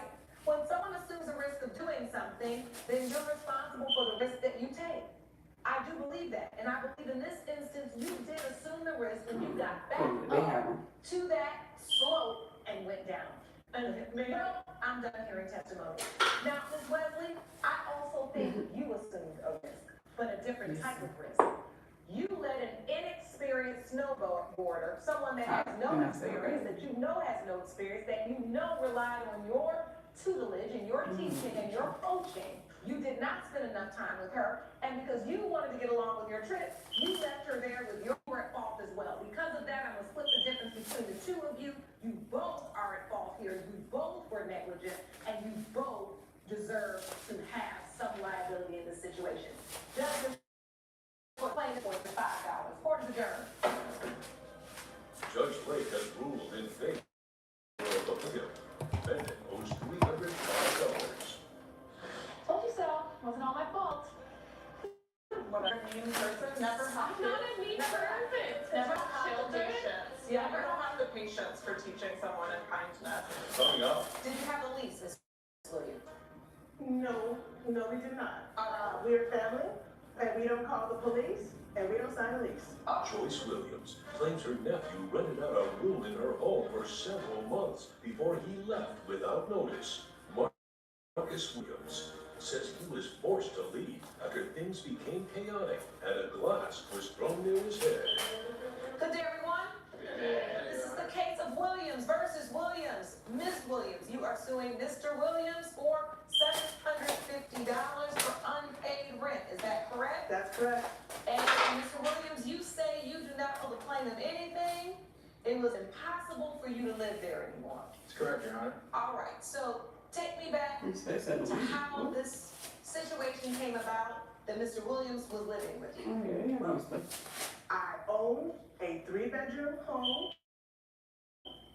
that I rent out room for extra money. Okay, Okay, now I usually charge $1,000, but I'm still close to my family, so I allowed my nephew Marcus to rent a room for $750. did you have a lease? Yeah, especially comes to Georgia. No, we did not. We are family, and we don't call the Especially coming police, to Georgia. and we don't sign a lease. Oh, all right. And I only asked for a few things. I asked that No, I'm you talking about keep your coming to job, Georgia. don't be messy, stay out my business, and give me Don't enough play with me. notice before you moved out. So And how much notice was that? 1 month, Okay, so how long did he live there? 5 months. All right, I'm gonna have to correct that it was 7 months. All right. They're The not going to- 6-month it's- things it's- began to change.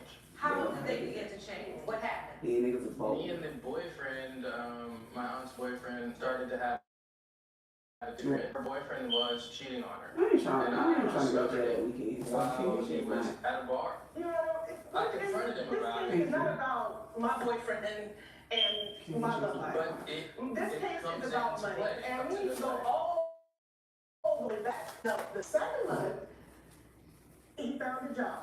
I was so, and he paid the rent. He paid the $750. Now he's making friends, and he's throwing parties. Coming up, He was supposed to give me 1 month notice before he left. He failed to do that. I did, but I also did not plan on coming into such a chaotic. we're back with the case of Joyce Okay, Williams, there we go. who See, brought that's her nice. nephew It's Marcus okay. Williams to court over unpaid rent. So you paid rent the second month, third month, fourth month, fifth month? And then What the about the sixth, sixth the month? 6th month Uh-huh. and the 7th month, the money was there, the rent was paid. In the 6th month, the rent was paid? It was paid by her boyfriend to keep me quiet. You spent for $750, Ms. Williams. Tell me why. He left without coming back. He owed me money. Why did I leave? I told it that she She's doesn't missing want out to hear that. in a very important She piece of does stuff. not hear that. We're family. Mind you, and I threw a glass. It didn't hit me. I threw a glass at my boyfriend's hand, and what about the time when I it threw out may the fork have and you yelled at me because it was your may have come a favorite little fork? close to Marcus. Bottom line is, He left. it Come back. became contentious in the house between you, your nephew, and your boyfriend. He left before paying on the 8th month. He owed me $750. He was supposed to give me 1 month notice before he left. He failed to do that. And rent is due the first of the month. The environment What day did he leave? The 28th.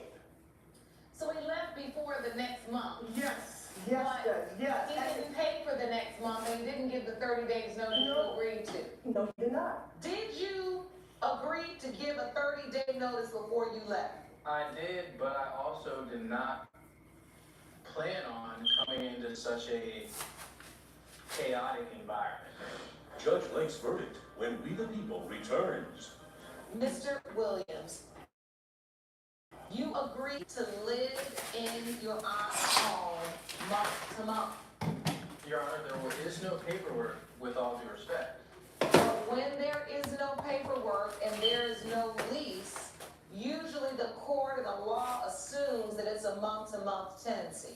If you wanted to leave and it was so contentious and you didn't feel safe, you do what you should do. You just give the 30 days notice. Now, your aunt had already given you a break. She never charged you for the first month that you never paid for. But you could have at least given her that last month's rent. And if it was going down the way you said, and you wasn't really paying it anyway, you should have just got that month paid like you did the last two and given the 30 days notice and left the best you can. For this reason, judgment for the plaintiff for $750. Court is adjourned. Judge Lake has ruled in favor of the plaintiff. The defendant owes $750. You did not have to do all this. you know, I'll have to take responsibility for it, but, you know. Tracy LaPierre claims a difficult dance mom still owes her the annual tuition payment for her daughter's elite classes. Jane Washington says her daughter was injured after she was encouraged to dance in the rain. Ms. Washington is countersuing for $1,000. All rise. Court is now in session. The Honorable Judge Lauren Lake now presiding. Please be seated. Hello, Your Honor. Hello, thank you, Sean. Good day, everyone. Good day. This is the case of LaPierre versus Washington. Ms. LaPierre, you are suing Ms. Washington for $1,440. You say that the defendant failed to pay the annual fee to your dance studio. Is that correct? Yes, that's correct. All right, and the defendant, Ms. Washington, you are countersuing Ms. LaPierre for $1,000 for your daughter's medical treatment. Okay, so basically, Jane's daughter, Nellie, is a student at my studio. Your Honor, I am a seasoned professional. I come all the way from Australia and I opened a studio in Los Angeles. I know what I'm doing. I'm successful. I've had a huge career myself. And now I judge national dance competitions. And I decided I'm going to open a studio because I want to nurture and teach young dancers. I'm all about new methods, new ways of teaching, which Jane clearly has had a problem with since she has brought her daughter to my studio 2 years ago. So my problem is her daughter is in my elite team, which is a massive deal. I have very small classes for my elite team because they are talented and I see potential. She failed to pay the fees for that. This dance season started, I don't even know how long it's What's taken your out. policy? You say she failed to pay the fee. Can you just quit? Can you decide you don't want to? It's an annual fee? Yes. All right. So whenever you enter the elite team, you have to pay, before the season starts, the $1,440 to join the team. Okay. So that's a must. You have to do that to be in the team. She failed to do that.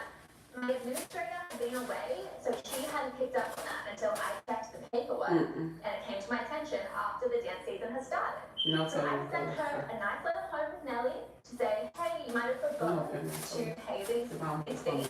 No problem, just please do it. She failed to do it. So you would let her daughter continue to dance, I don't want to but go your there. annual fees were past due. I Please don't make wanna sure go you there. get those paid. I Yes. don't All agree. right, got That's not me. it. Continue. So the second letter I sent her with Nellie yet again. It was only a few days later, and it was saying, you still haven't paid. If you need a payment plan, we can set that up for you, but just let us know because we need these fees paid. It's very important. Why were you not responding, Ms. Washington? I didn't even really have the chance to respond. She was sending letters days apart. I didn't even have that chance. How did you not have a chance when you were dropping your daughter and picking her up from dance? I'm not allowed to go in. She doesn't like me to go in because I'm a distraction.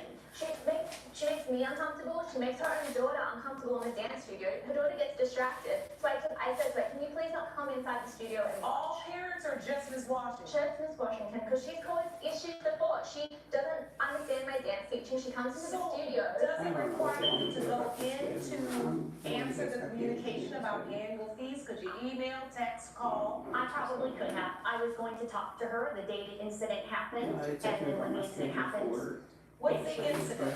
my daughter was injured while at her studio. That's incorrect, Your Honor. She was not at my studio. Her dance class had finished for the day. I went into the studio to teach my next class. Her daughter was outside in the rain with another student and a parent, and she fell and injured herself. Where was she? Standing outside. She was out in the car park. So technically that is not my property. That's off property. And I was inside working. She should have been in the garage. She should have been In in the the garage. parking lot? Yeah. Dancing in the rain. All right, so your daughter, how old is your daughter? My daughter's 15. All right, so she was out dancing in the rain. Which earlier in the class, that's what she showed them to do. She took them out of the studio and they were out dancing in the rain. That was to teach them a valuable lesson as a dancer. We did a performance that was coming up in that time, and I thought it might rain when this happened. So I wanted to prep them to be professional and to learn, hey, the floor's gonna be slippery, get used to it, so we don't have any accidents, and we didn't. No one So fell. did you just say, hey, practice in the rain so you can get used to it, or were you teaching techniques that could maybe help them if their foot was slipping? Yes. What kind of techniques did you teach? So how to balance themselves properly, be over their toes or should not, how to use their core when they're doing tricks. So they were flipping and they were doing tricks, which is not easy in the rain, as you can imagine. But we have practiced and practiced and practiced, and they know how to use their core, how to use their balance, so they don't fall and slip. Coming up, So I actually was watching my daughter Hazel when Jane came bursting in, yelling at the top of her lungs, threatening Tracy that she would never dance again because she was going to get a bat. And so she was threatening bodily harm, and I'm just confused. we're back with the case of Tracy LaPierre and dance mom Jane Washington, who are arguing over unpaid dance tuition and medical bills. I'm not sure if that was safe, but at that time, did any of the children get injured while you were, No, Your Honor. were you taking them outside on the dance school's property at that time? Yes. All right, so you weren't in the parking lot. It was like just in front of my studio, which is still my property. It's not far out into the like parking area. All right, and so go ahead, Ms. Washington, your daughter got injured because she was out after class, still dancing in the rain? Yeah, unsupervised. All right, well, class was over, right? Right. I was over, but she was supposed to be staying indoors, but she encouraged them to keep dancing in the rain, so she went I encourage outdoors. them to practice when they go home, regardless of if it's raining or not. But she So wait, did you tell them to continue outside practicing in the rain, or did you tell them practice the routine at home? That's two very different things. It is Like not practice the routine when you're home. All right, so dance class was over, you're outside, but waiting for a ride? I was on my way. She was late. I was late, but I am not normally late. I am a good mom. I usually come and pick her up on time. Today was one of those crazy days. It was pouring down raining. It's my son's Ian's 9th birthday, and we were having a party, and I had to switch the party because it was unexpected rain and everything was outside. All right, so you were scrambling. I was to plan a scrambling. party. Yes. So your daughter was outside for a little while longer. What exactly was she doing in the rain? What dance move? Was it part of the routine? Yes, she was practicing the Did you routine see that she her? encouraged. No, I got the call while I was on my way to the studio to pick her up that she was injured. That she was injured? Yes. And So, your daughter's not here? no, she is not here. No affidavit from your daughter? No. Okay, so you're now saying that Ms. LaPierre owes the $1,000 in medical bills because you believe she was negligent in not supervising your daughter when she was out dancing in the rain. Correct. She All right. encouraged them to Do you have keep any evidence you practicing. brought to court today? I do. I had medical bills, May I see it? of course. Ms. LaPierre, Yeah. so how many months behind was Ms. Washington on her annual fees? She was 1 month behind. Just 1 month behind? Yes. All right, but you were notifying her consistently because you wanted that paid. Because technically, she was not supposed to be performing Yes. without those She's actually fees. meant to pay It the was not a whole month fee. behind. It's not just by week or by month. She's meant to pay the whole $1,440 at the beginning of the season for the whole year. That's meant to be paid. It's in the contract as well. I have the contract. I'd like to see the contract. You also have a witness. I'd like to stand. Please, ma'am, please step up to the podium. You've already been sworn in. State your name for the court. Yes, Hannah York. Ms. York, all right, what do you have to offer concerning this situation? So I actually was watching my daughter Hazel when Jane came bursting in, yelling at the top of her lungs, threatening Tracy that she would never dance again because she was going to get a bat. And so she was threatening bodily harm, and I'm just confused. I was scared. The kids are scared. Tracy thankfully handled the situation very well. But we've had some issues with Jane that I've noticed at the recital from last year because she was very negative, saying very bad things about Tracy's teaching methods, doesn't appreciate it because she's very unorthodox, thinks she can dance better than her, which is quite funny.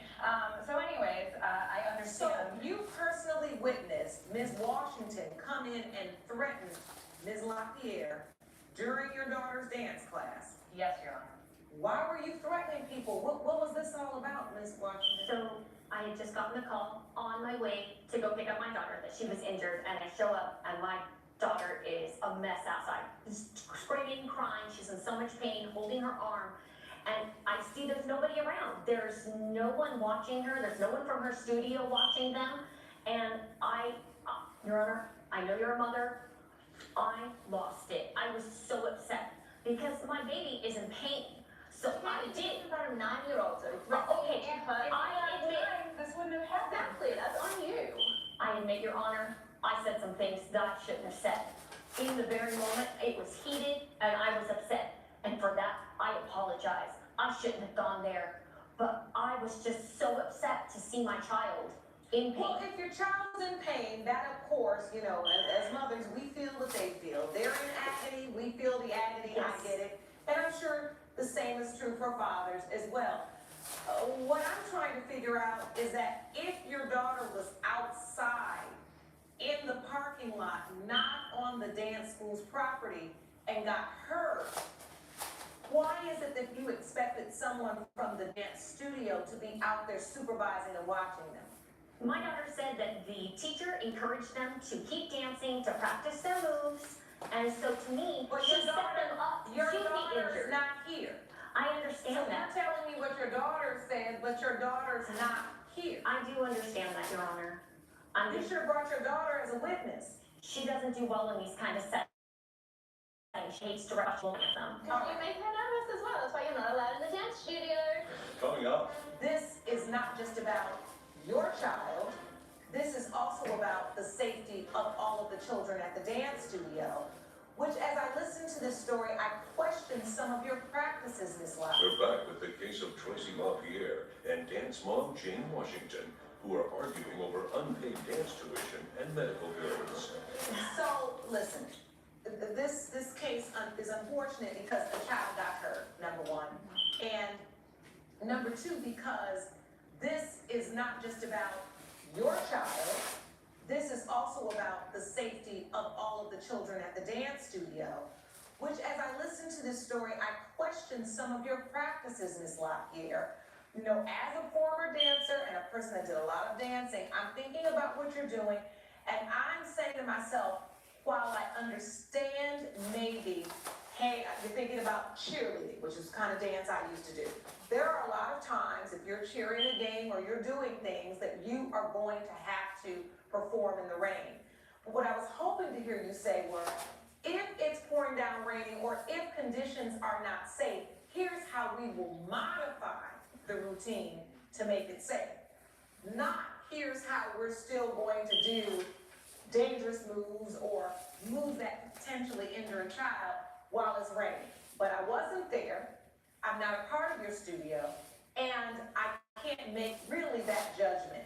The judgment I can make is your daughter still dancing there, Ms. Washington? She is not. As soon as that incident happened, I felt it was unsafe, and I took her out of dance. She was, of course, injured and could not dance for a while. Do you have in your contract, Ms. Lockyer, if the provision if someone gets injured?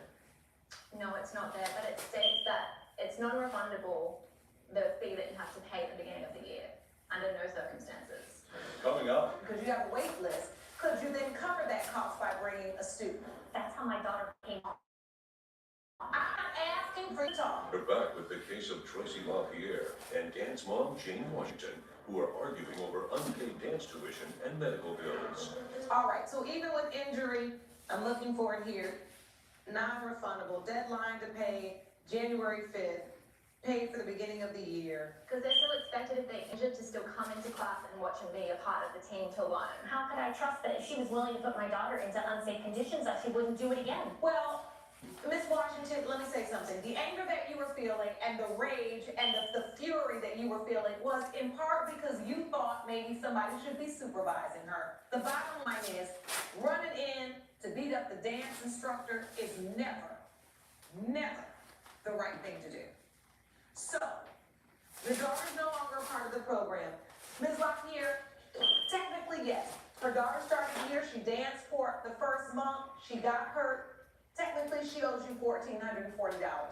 I want to ask you though, given the fact that her daughter is injured, no longer comfortable, are you willing to abate that yearly price to cover the month her daughter did dance? No, I'm not, Your Honor. Okay, you would like to collect the full $1,440 Yes. because you feel like that is what is owed to you. Yes, because by bringing her daughter on for that small elite class, I had to turn away many other people. She had to audition to be part of that team, And so I pushed away other students because I saw potential in Nelly. And now all those other students are at other studios and doing So the same. since it was only 1 month in, could you potentially bring another student because you have a wait list? Could you then cover that cost by bringing a student? That's how my daughter came on. I'm not asking for you to talk. I'm sorry, Your Honor. Ms. LaPierre, I'm asking you. Yes, Your Honor, that is a potential option, yes. So you could cover that $1,440? Yes. All right. Judge Lake's verdict, when Viva people return. I'm glad that you came to your senses. Because one thing I is like you're working with children and things happen. You have to show the care and concern, which I haven't really seen today. You being really concerned about what happened to her daughter. You've been concerned about your liability associated with it, but not about the child. I don't like that. And in my opinion, if you're gonna run a business like that, you have to not just be concerned about dance, not just be concerned about your business, but be concerned about the children and their welfare. The way you acted in this courtroom today, I wouldn't want my daughter to dance with you anyway. So you take your $120 for the month she was there, be done with it. Call up somebody from the wait list and hopefully you'll treat them better. Okay, Your Honor. Thank you. And hold on, Ms. Washington, stop running up in places when your life is in shambles, causing havoc and threatening the safety of other children by causing a scene. All right? Judgment for the plaintiff for $120 and the counterclaim is dismissed. Court is adjourned. Judge Lake has ruled in favor of the plaintiff. The defendant owes $120. I think that's ridiculous to go near the full amount. And I do care about your daughter, you know that. I don't really feel that you have. No one has. No one's called to check on her. No, Tracy loves her students and cares about Then them. why haven't I received a text message at all asking if she was okay? Crazy. Sally Thompson claims her beloved sculpture was broken by her neighbor who had too much to drink at her art show. Caroline Beck says she only finished one drink and has already repaired the sculpture. All rise. Is that my son, okay? You're fine, so. I ain't got nothing to do. Yeah, this is long, not like the short one, but this. The Honorable Judge Lauren Lake presiding. You may be seated. Hello, Your Honor. Hello, Sean. Thank you. Good day, everyone. This is the case of Thompson versus Beck. Ms. Thompson, you are suing Ms. Beck for $475 for breaking your sculpture. Is that correct? That is correct. The defendant, Ms. Beck, says it was an accident and you actually tried to fix it. I did. I repaired it and returned it. Oh, all right. Well, let me hear what the issue is. Ms. Thompson, why are you suing Ms. Beck for $475? Well, this is a very precious statue. It's also one of a kind. It can't be replaced. I know the artist personally. I had a little art show at my house, which I do once in a while, and in my neighborhood, I thought I would give her an opportunity to attend. How do you know Ms. Beck? She's my next door neighbor, but she isn't actually very social. I know all my neighbors in my neighborhood. I really never had the opportunity to spend any time with her. So this was a good opportunity. Exactly. To invite her over while others were there. All right. How's it broken? Okay, to kind of paint a picture, I have a really large home, and it has a very large foyer. In fact, I do have a diagram showing my home I'd like to see entryway. Okay? Be careful of that statue, Sean. Yes. You better give me that evidence. Okay, you don't want to be up here next week. So as I was saying, unless you need a moment to review it. I'm looking at it right now. Very large foyer. It's almost as large as this room here. My kitchen is off to the left, and my living room off to the right. I had a bar centrally located between the two, and I had art pieces around the foyer. Okay. Okay. So the statue was placed, here, on a pedestal that I purchased. It was a very expensive pedestal, very hardy, so that it wouldn't, it's not flimsy. It was $800 itself. In fact, it was more valuable than the statue. Oh, Okay? okay. Because the statue means a lot to me. I've personally known the artist since he was a child, and I wanted everyone else to be able to admire it, so I just kind of placed it centrally located there. Well, can you please approach the plasma and tell me where you have art and art, was that just 2 tables of art, or was art going art like hung on the wall. These are only there, the diagram, because they're placed on pedestals themselves.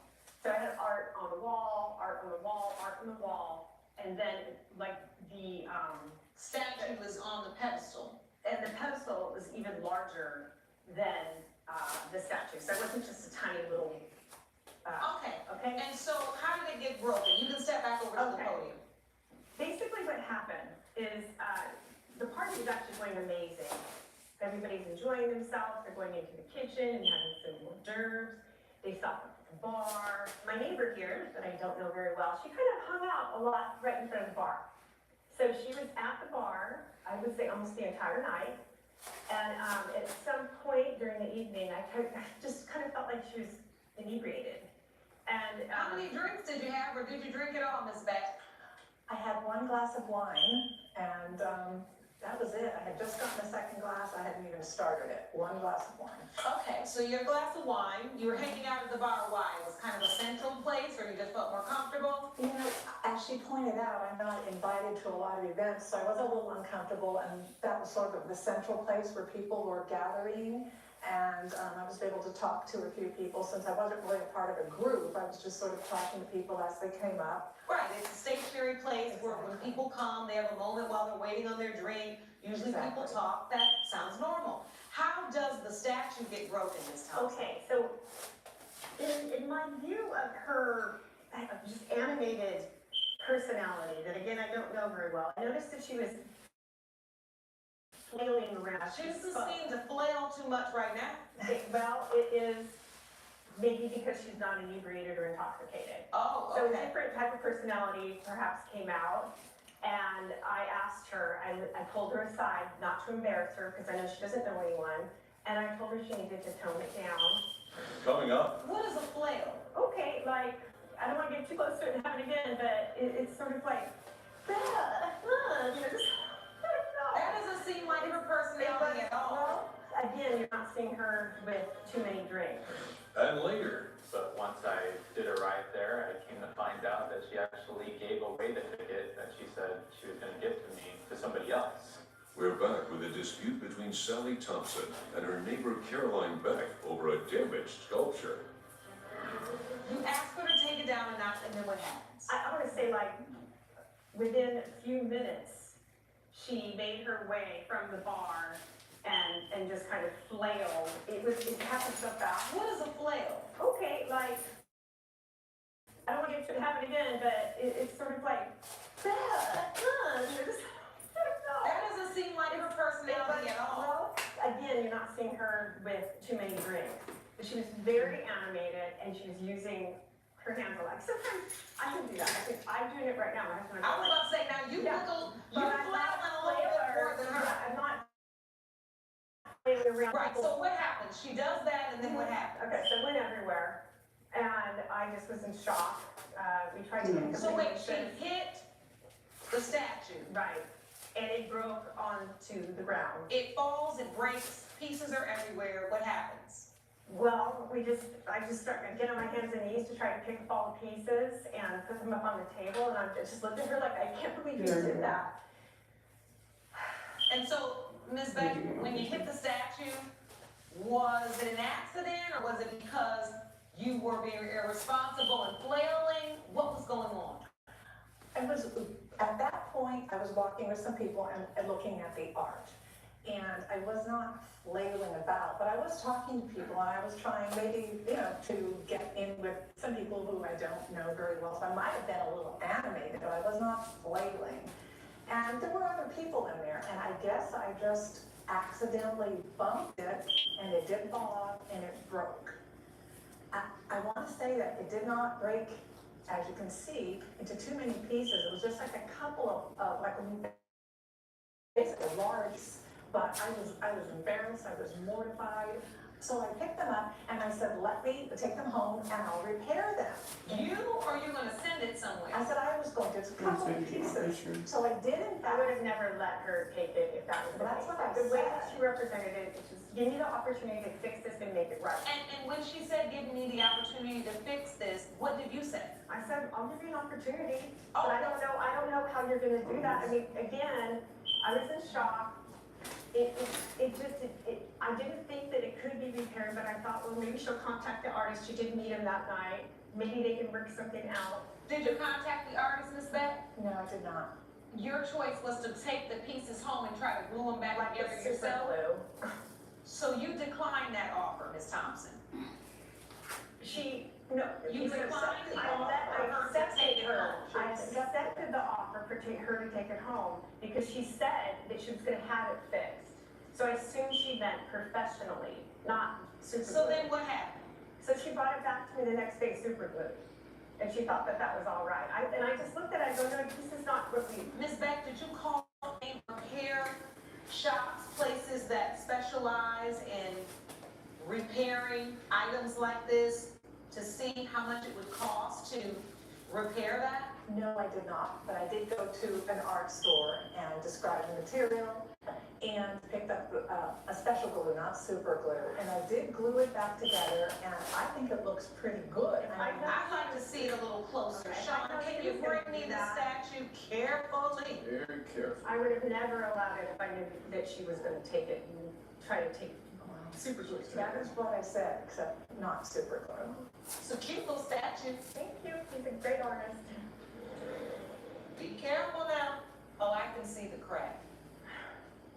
And so the $475 you're suing her for is the value That's of the value. the sculpture. Yeah, I'm not charging her or trying to, get back the. You're charging her the amount to replace it. Exactly.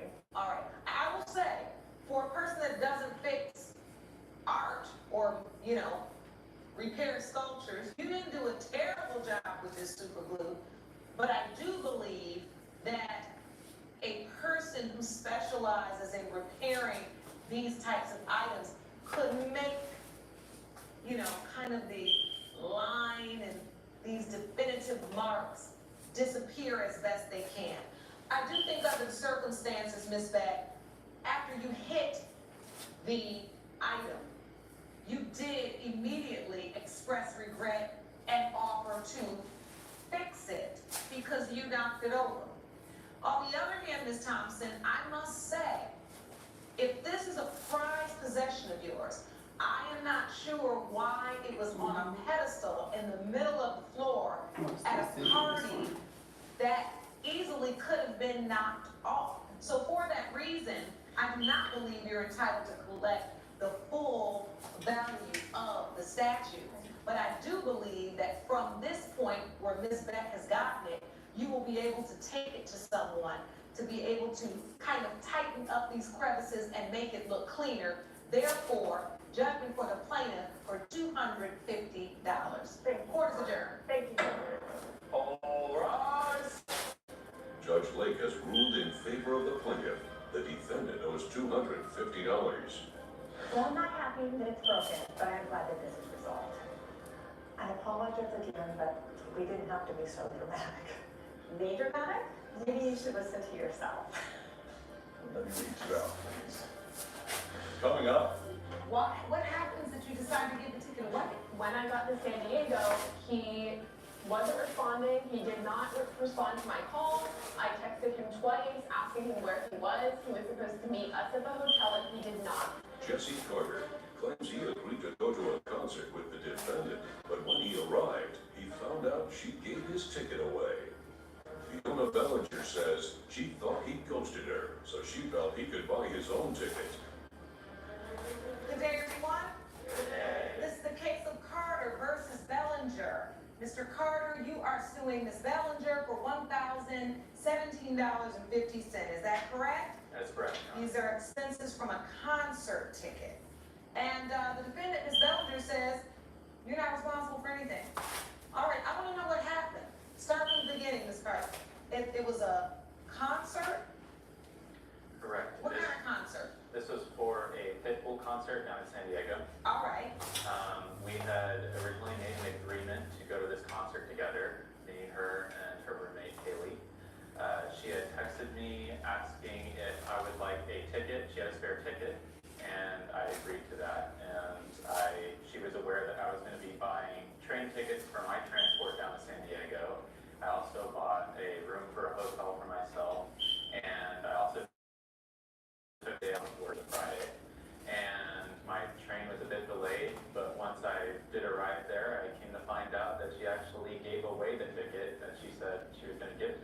somebody else. And so I had to buy a resale ticket for $510. What happens that you decide to give the ticket away?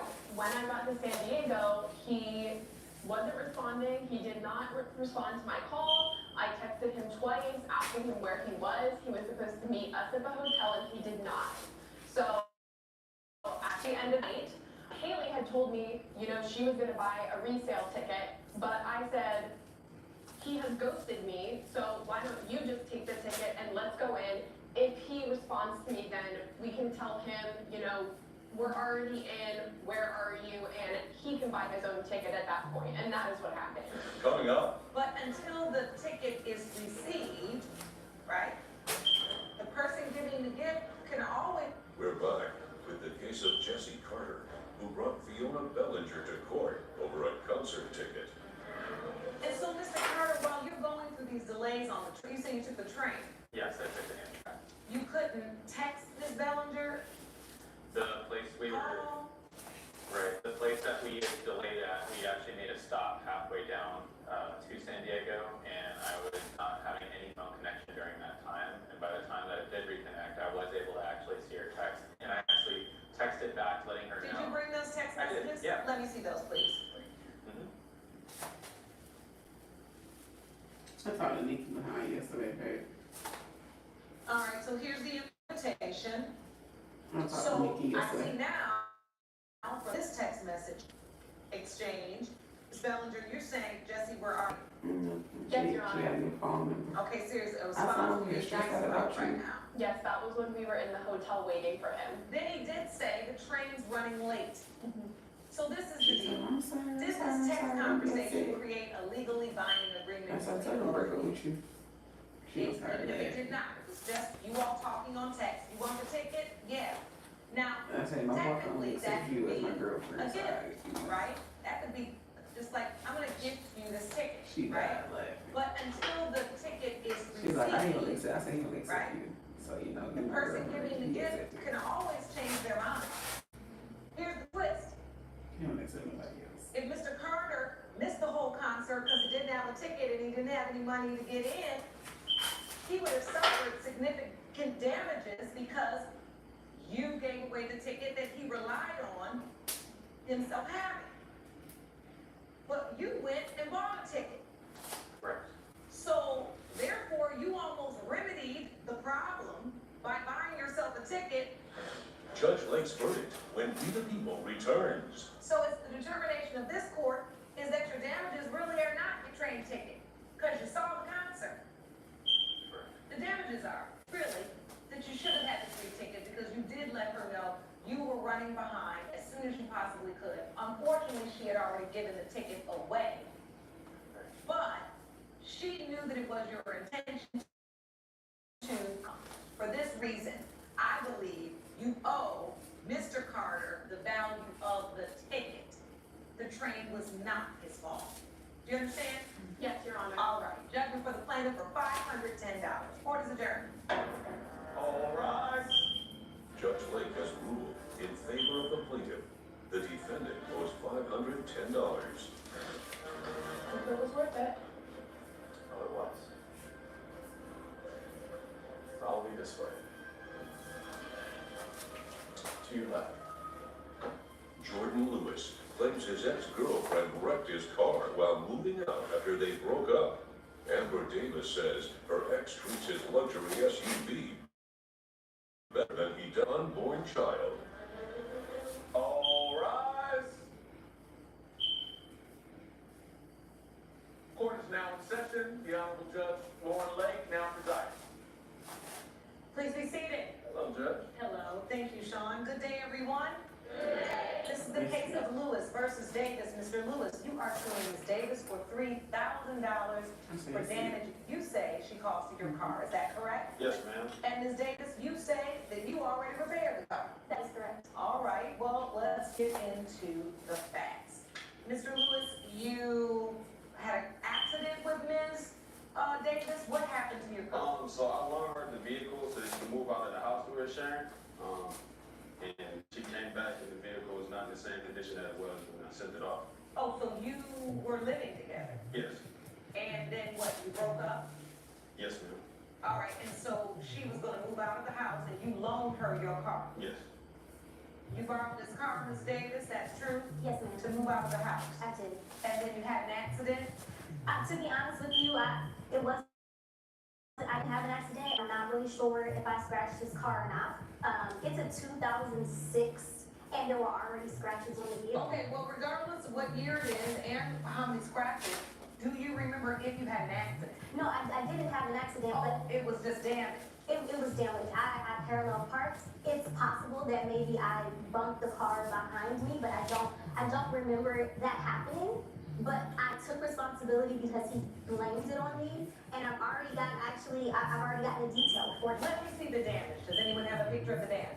Yes, we do, and I also have a receipt from where I've had it detailed. Okay, first let me see the damage, and I'll take that folder and I'll look at the damage. So, you let her borrow your car.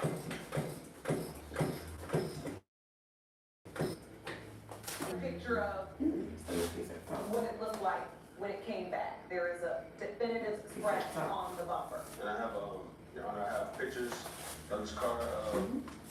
I took some pictures in September. Like, this car is my baby, you know, like, I take care of it, I take it out, and I get it detailed, like, at least 3 times a year. I have here a picture of it that we can look at where it was in perfect Your condition. Honor, I'd like you to keep see that. saying the car is his baby. This is his baby. No, it's not. This is exactly why I asked you for the You said, paternity no, it's test. not, Mr. Lewis? No, Your Honor. This is exactly why I asked you for the paternity test. He wants to claim the car is his baby. That's all he's worried about. But I'm carrying his baby, and he keeps denying it. So, is this why you all broke up? Well, we broke Yes. up. She wanted a baby and marriage, and like right now, I'm just not in a position to do that. She kept rushing me. It's Throughout the been years. 4.5 years, Your Honor. How is that a rush? So you've been dating 4.5 years. 4.5 years and living together for the majority of that time. So were you pregnant when you decided to move out of the house? Is that why you broke up? Yes, well, so we were already breaking up. So basically, Your Honor, I was moving out the house and we were breaking up at that time, but there was a lot that went into the breakup. But did you know you were pregnant? Yes, I told him that I was pregnant, and we ended the relationship the same day that I told him that I was pregnant. Now, I asked him to help me move out, but instead of helping me, he tossed me the keys to his car and told me to do it myself. All right, and you said when you tossed those keys to the car looked like this. It looked like your 2006 baby that you've taken care of. Yes, Your Honor. And when it came back, it looked like the before picture here. Yes. And then you say, Ms. Davis, you actually did go get the bumper fixed, and then it looked like the after picture. I did, yes. All right, and so I can still see scratches on the after picture. So is that what your issue is, Mr. Lewis? Yes, I took the car. I also have an estimate that I got from Range Rover. It said basically the integrity of the bumper is like compromised because you can't just patch it up or like put things on top of it. You have to get a new bumper because if something happens to the bumper now, it can fall off. Like Your you Honor, can't just he doesn't need an entirely new bumper. If you look in my folder as well, I have an estimate of repairing that bumper. It's gonna be $500 to repair. So Not after that, is that the repair that you already did, or is that an estimate to repair it from the place where you had it repaired? That's an addition, so I've already had it detailed, and that's the picture that you see here. But then I went above and beyond, and I got an estimate because he kept complaining that it wasn't good enough. And I got an estimate for them to actually repair the bumper because he still thinks it's not good enough. $500 was that total, not $3,000. Coming up, I did a little bit of stumbling up on some messages that I probably shouldn't have seen.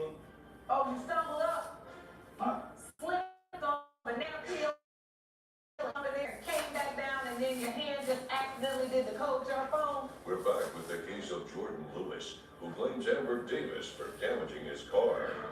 Well, I'll tell you, you come to the right courtroom with the right judge, because I know a little bit about used Range Rovers, because I have one.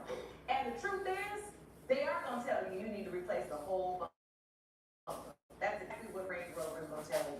And I'm looking at the damage right here, and I'm saying to myself, but there are alternatives, especially with a used car. If you're willing to use a company that isn't a licensed dealer, or I shouldn't say, a licensed Range Rover dealer. Like, if you're willing him to go to maybe a body, shop that's able to do a good job painting that bumper. Did you ever think about that, considering that it is a 2006? No, Your Honor, like I said, this car is my baby. I've taken good care of it. No, since I got it. this is They put it off the line in 2006. The car is a car, and it's a bumper. Bumpers are literally for bumping into things. That's why they. Well, Ms. Davis, let's not take it that far. There is a way that a bumper does protect the vehicle, that is true. But when someone lends you their vehicle and you accept that responsibility, it is your responsibility to return it the way that it was given to you. I can see the difference. But what this court's opinion is there's gotta be something in between $3,000 to put a brand new bumper on a 2006 car and the type of job that you had done. And it seems to me that the reason that you all aren't doing a great job at communicating and compromising on the bumper is because you've got another issue, which is the baby, that you all have yet to deal with. Our baby. So, Mr. Lewis, you basically are saying you do not feel Ms. Davis's child that she's obviously carrying is yours. No, ma'am. Why don't you believe that? When we were separating, we were having problems. I decided not to go home with her for Christmas. And I kind of I did a little bit of stumbling up on some messages that I probably shouldn't have seen. And Oh, you stumbled up, slipped on a banana peel and came up in there and came back down, and then your hand just accidentally did the code to her phone? well, you know, How'd you stumble on? through her Facebook messages. Oh, you stumbled into the Facebook with past. Yes, ma'am. Oh, okay. Well, she left Be it up. careful of those banana peels, Sean. Got to. Okay, got to be careful when you slip and get into somebody's Facebook. So you went snooping through her Facebook. And I just Invading our found, privacy. I found that she was planning to hang out with all of her friends from back there, back home, and the one that was returning was her ex. Oh, so you were trying to act like you didn't feel like going home with her. Then when you were snooping through her Facebook, you saw that she made plans to hang out with friends at home, and one of them was her ex. Yes, And so you believe she slept with that ex? yes. Did you sleep with that ex, Ms. Davis? I did not. And Your Honor, that actually doesn't even matter if I had slept with him because I was already pregnant before I went home. What woman doesn't want to tell the person who made them pregnant that they're not, you know? A woman that's in the middle of She an didn't tell me argument with that no Oh, person. you feel like that was shady that she didn't tell If you? she knew I was the father, she would have been excited to tell me, right? No, I wasn't excited to tell you because you wanted to make everything an argument. Everything was about money with you. Everything was jealousy. Anytime another guy looked my way, you were jealous. Yes, well, that's what you told me you wanted when we first met. The day we met, yes, and that's what you said you wanted to Okay, tell. let's get some order. Maybe that's why she didn't tell you, Mr. Lewis, is because she knew you would be upset because you had said previously and even testified to the fact that you didn't want your kids right or that responsibility. Tell my baby. This is So, your baby. hold on. So, Ms. Davis, did you make plans to hang out with your ex when you got home? I made plans to hang out with a group of friends. My ex was included in that group. Do you think that was responsible, considering the fact that you were in a relationship? No, I wouldn't call it responsible, but it wasn't intentional. It I wasn't told her malicious. that she hangs out with him, she consider us done, all the way. And She I'm a still grown got woman. You don't tell me So, what by to the do. time you got back, it was over. It was over. And it was She told time me I for couldn't you tell her what to. to do. All right. So, okay. But Your Honor, that's not even the end of the story because the reality is, while I was with my parents for the holidays, he used that opportunity to cheat on me with his ex. And that's why he wants to make this about someone else because he actually cheated. Well, did you cheat, Mr. Lewis? We here now. At the time, We here now. So let her all hang out. we were on a break. We were on a break. I was honest with her, but she had me scared. It wasn't a break. And let me tell you something. This is exactly why I have never been a snooper. Because when you looking for something, you're gonna find it. And I mean, even if it's nothing, you're gonna find it and think it's something. You're gonna make it something.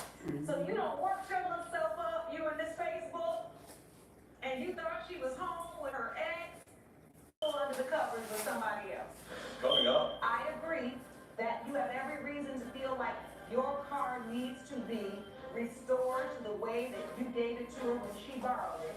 I think we have a larger issue at hand with respect to, is this or is this not your child? And luckily, this court can provide both of those answers. We're back with the case of Jordan Lewis, who blames Amber Davis for damaging his car. So you think she slept with somebody else, and then you slept with somebody else? No amount of denying this baby is gonna change the fact that it's Do you yours. have any proof that she slept with anybody else, or was it just the fact that her ex was in a group of friends? This is She like- found out? And I'm gonna be clear with you, Mr. Lewis. I agree with you. I don't need my, girlfriend or boyfriend hanging out with an ex. You know what I mean? I understand what you're saying. Like, that's not really how we handle that responsibly. Especially if you say hang out with him, are you all right with that? And you could have at least said how you felt. So I understand your position. What I want to understand is, do you have any proof that she slept with anybody else? No, So why are you just so adamant that that's not your baby? because, Because he's cheap. like I said, she didn't tell me that she was pregnant until after she came back home. Like, if she was excited to be pregnant and she knew I was the father, she should have told me responsibly so that I can make decisions. Would you have been excited to Because tell you you feel that like you if were she treating would have me? said she was pregnant before she left, you'd be more inclined to say, I'm gonna go home with you. Yes. All right. Well, you know what? We got ourselves a fine mess going on right here. We worried about the bumper on her car, and she got a full bumper right here with a baby inside. And I think, while I agree that you have every reason to feel like your car needs to be restored to the way that you gave it to her when she borrowed it, I think we have a larger issue at hand with respect to, is this or is this not your child? And luckily, this court can provide both of those answers. We're back with the case of Jordan Lewis, who blames Amber Davis for damaging his car. With respect to this bumper, Mr. Lewis, I realize how much this car means to you, and I see how clean you have kept it. It looks really, really good. But I do think that this is an opportunity to find a reputable body shop that can restore the paint to your bumper before this $3,000 bumper needs to be replaced as new. Now, I do believe that it's gonna cost more than $500. So it is this court's opinion that you are entitled to $750 in recovery today for the repair of the bumper. Ms. Davis, I want you to say on the record, if in fact the bumper cannot be repaired with $750, that you are willing to cover whatever the difference is. Yes, ma'am. You are. I am. All right. So that is done. Judgment for the plaintiff for $750 for the damage to the bumper. Now, for the thing that is even more important, which is the paternity, let's get the answers. You both submitted to DNA testing, and the results read as follows.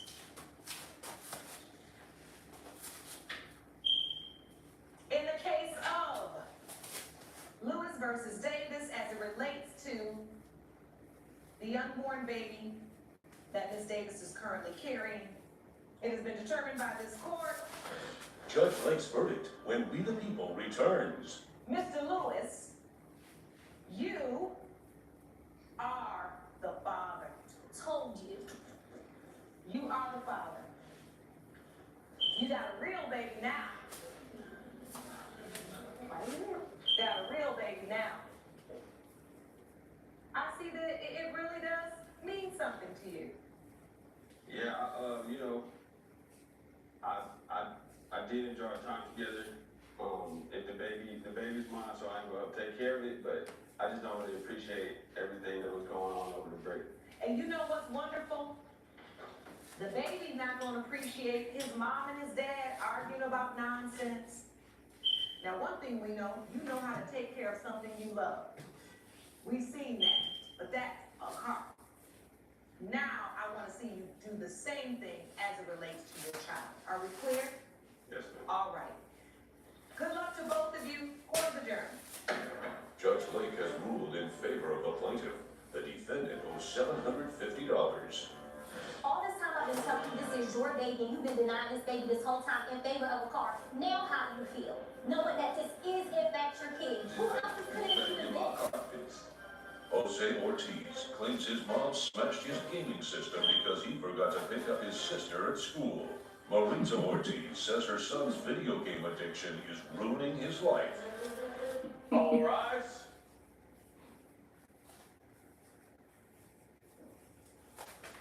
Court is now in session. The Honorable Judge Lauren Lake presiding. Be seated. Morning, Your Honor. Good morning. Good day, everyone. This is the case of Ortiz versus Ortiz. Mr. Ortiz, you are here suing your mother for $1,050. It's the value of a PlayStation you say she threw against the wall and broke when you guys got into an argument. Is that true? That's right, Your Honor. Explain what happened.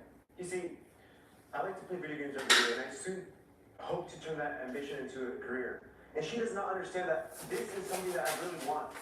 She just doesn't understand. She smashes the one thing I love. So how did you get to the point where she smashed it? One little mistake, one tiny mistake of not picking up my little sister, and she goes off and destroys the Wait, that's a little mistake? Of course. You forgot to pick up your I do it sister? every week. So how did you forget? I was too busy chasing my dreams. I was too busy doing what I love the most. So you were supposed to go pick your little sister up from where? School? That's cheerleading practice, but I do that every week. Could she not do that? She doesn't even know work that much. Okay, so you do it every week, and this time you forgot. Just once. So, Ms. Ortiz, did you break the video game? I did, and I would do it again in a heartbeat because he is throwing. I absolutely would. I have only ever wanted what's best for you, Oh, really? and you are throwing away your life. So, I want to understand from you, as his mother, he forgot to pick up his sister. What were your instructions to him? Were you working? What happened? So first of all, that was the straw that broke the camel's back because Jose does not do anything around the house at That's all. not true. The only thing, he gets an allowance, and the only thing I ever ask him to do is pick up his sister from cheer practice Tuesdays and Thursdays. But you didn't that one time. You left her stranded there. No, I did not. She has so many people to ask. You could have asked a mom's friend. All right. Mr. Ortiz, let your mother speak. Go ahead, ma'am. Thank you. So he has one responsibility to pick up his sister on Tuesdays and Thursdays Which I do. because I work a double shift. He not only did not remember to pick her up, but when we came home, he was playing video games and didn't even care. I said, "You left your sister," and he shrugged and went back to playing his video game. Did you just shrug, Mr. Ortiz? Well, I acknowledge what she said, but I just didn't think it was a big deal because I do it every week. And she was just at school. Do you really think that's a big deal to you? Yes, it is, because cheerleading practice happens after school. And so after that's over, parents come and pick up the child, and the children who are left over, whose parents don't come, are left with the coach or the teacher, which is an inconvenience. Right, exactly. Hold on. The coach or the teacher then has to find out how are they going to get that child home. It's a huge inconvenience. But she was not stranded, was she? She had teachers and coaches there. No, she was stranded because you didn't come get her, and then your mother came to But get I was her. busy doing what I want to do. I want to point out also that this is the latest in a long string of incidents that have happened since he's become addicted to video games. That's not true at My all. parents visited from Florida for 5 minutes. For the whole 2 weeks they were here. He comes out of his room to eat and go to the bathroom, and then the rest of the time he's in there playing That is games. not true. Let me ask you this. You say he still gets an allowance at 18 years old. I just wanted him to focus on his schoolwork. And when he was a little boy, he took everything so seriously. He worked so hard at his studies. That's why I bought him his first video game console to begin with, because I wanted him to have. So you little actually fun. got him his first one. I did. But this one you did not buy. I did not. So, Mr. Ortiz, you bought this all on your own? Yes, you didn't. With the money I gave him from his allowance. But I earned that money. No. I do chores. I pick up my sister. Wait. Is your allowance based upon you doing chores and then getting the money? Exactly. What do you have to do? I pick up the laundry. I do my room. I do the dishes. Everything she tells me to do. Laundry? And I pick up my sister. What trash. clean your room, Exactly. the trash, right? And pick up your sister. And so, Mom, is that true? Like, are those the chores he's required to do and then he gets payment for those? No, those are, every once in a while, he volunteers, or he used to, he doesn't do it anymore. Yes, I do. But he is not required for that allowance to do anything except pick up his sister, which he didn't do. Coming up, You feel like he's addicted. I do. Do you feel like you're addicted I'm to not. it? I have a normal life like any kid plays video games. Why I is it so haven't heard anything normal yet. You haven't told me anything you've done that's normal except pick your sister up, but then you said you forgot. we're back with the case of Jose Ortiz, who is suing his mother, Maritza Ortiz, for smashing his video game system. I don't believe in paying kids to do things they already need to do to learn responsibility. So cleaning up your room, you're not getting no money from me for cleaning up your room. You better clean up your room because in this house, we live in a clean house. But I can't. Washing dishes, washing clothes, that doesn't matter. That's, in my opinion, that is not something you need to be paid to do. Now, if you're doing something outside of the realm of something you would ordinarily do, maybe, or if you want to just give an allowance because this is the money you're giving him, right? But the key word in that, Mom, is giving. You're giving him an allowance. There are no real conditions. I just give him an allowance. So you give him an allowance so that he has his own money, so that he can do the things he wants to do and not always have to ask you for money. He chose to save it up. Am I correct? And then you For bought 11 months. For 11 months I did 11 months and you bought this game. Correct. All right, so at the end of the day, he used his allowance on what he wanted to, and you didn't object to it. No, but I wish I had now. All right, so that's hindsight, and we know that's 2020. So get me to the point where you smash the game. What happened? You come home, you're mad, he didn't pick up the baby sister, you had to race over there, your nerves were shot, you come in, and what happens? So I come in and I ask him to look his sister in the eye and say why he forgot to pick her up. And he doesn't. He glances at her, he shrugs, he dismisses I both of apologize us, to her. takes no responsibility, which he's been doing for these past several years now, taking no responsibility. And I'm sorry I lost it. No, you know what? I'm not sorry. I'm not sorry because this addiction is out of control. It's And I've tried to addiction, talk to you Mom. about it for so long, I'm not and you need addicted. help. So wait a You need minute, help. you feel like he's addicted. I do. Do you feel like you're addicted? I'm to not. Ortiz? I have a normal life like any kid plays video games. Why I is it so haven't heard anything normal yet. You haven't told me anything you've done that's normal except pick your sister up, but then you said you forgot her. In this entire testimony, your entire testimony, you have not said to me any other thing that you do. So the one thing I made wrong was picking up my sister, not just doing it. What Not picking her up what once. else is normal about your life? Your grades are failing. He's gonna end up having to repeat senior year of high school. That's not true. Yes, you No, are. it's not. He used to get straight A's, and now I still you're do. failing math, you're failing science. Wait a minute. You talking about you still get straight A's?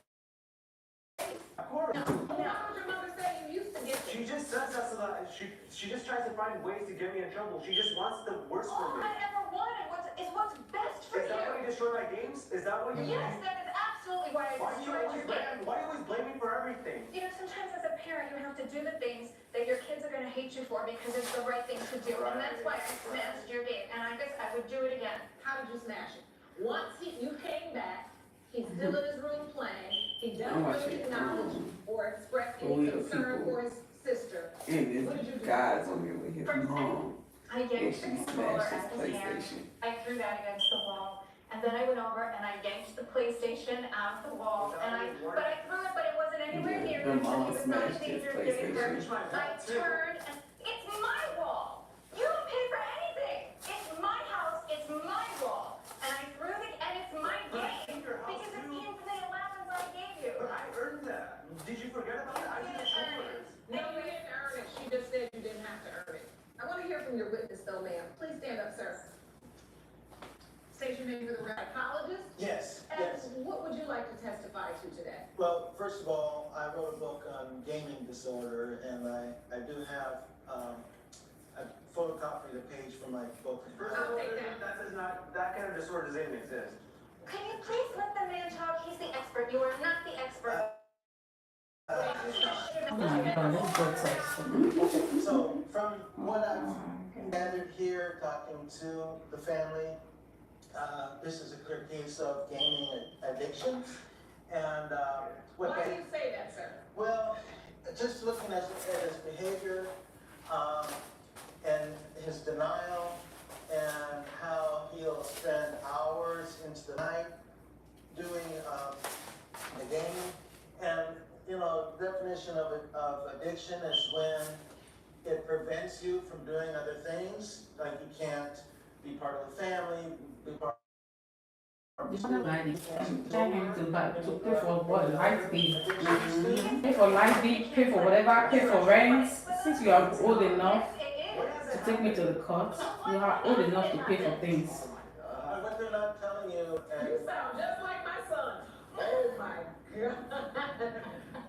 what they're not telling you is the reason I sent that copy over to you is often there's a deep void that needs to be filled, that can be filled by the gaming addiction. And what they haven't mentioned is the divorce that happened about 2 years ago, which is about the time that the gaming really increased for Jose. That's not true, you know that, right? And so, as I see, now I haven't done a formal evaluation. I recommend not only counseling, I recommend court-ordered counseling for this gaming addiction. What? Coming up, Are you involved in any sports? I play my games and stuff, but not No, as a physical sports. Do you go outside? I mean, I go walking and stuff, but why are they both still Where there? do you go walking? Just to get to the kitchen and stuff, but Boy, please. we're back with the case of Jose Ortiz, who is suing his mother, Maritza Ortiz, for smashing his video game system. Mr. Ortiz, I want to ask you, I'm going to give you a chance before I give my ruling. Why do you think that isn't true? Do you think you're addicted? no, I lead a normal life. I'm a kid. I play video games like any other person. Why You're not would a kid, you're 18. I don't know, Why I did you didn't- start acting like I don't do this? anything wrong. I'm not doing drugs. I'm not hanging with the wrong people. Why are you both so So against let me ask you this. Are you involved in any sports? I play sports on my games and stuff, but not No, as a kid. physical sports. Do you go outside? I mean, I go walking and stuff, but why are they both still so Where do you go walking? just get to the kitchen and stuff, but Boy, please. I can tell you this, Mr. Ortiz. You gonna tell it. You walk from the kitchen and get something right and go right back to your room to your game. yes. Whether you are actually addicted, that will have to be under additional psychological evaluation. Mr. Shannon can only talk about what he's heard and give a recommendation. This is what I want to say to you. As parents, right, what your mother is trying to do is protect you from your own vices, right? There are things in your life that you don't see right now at 18, even though you are legally an adult. There are things in your life that you don't understand how they affect you right now and how they can affect you in the future. When I look at the life you just described, when I hear what you just said to me, that is an extremely isolated life. For an 18-year-old young man, for you not to be able to list off is not healthy. Coming up, You need to be going out to college. Do you know where you're going to college? Lord have mercy. Okay, so you don't know where you're going to college. You don't know nothing about nothing. we're back with the case of Jose Ortiz, who is suing his mother, Maritza Ortiz, for smashing his video game system. It's not about the physical game. It is how you interact with it. When you can't get off of it, when all of your social interactions are through the game, that is problematic.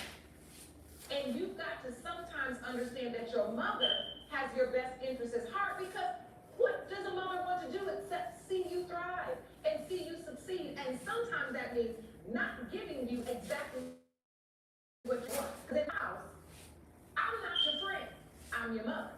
And that's two different things. So I'm gonna have to make a call sometimes that you're not gonna like, because I'm not here to be your friend. And she's not here right now to be your friend, she's here to be your mother.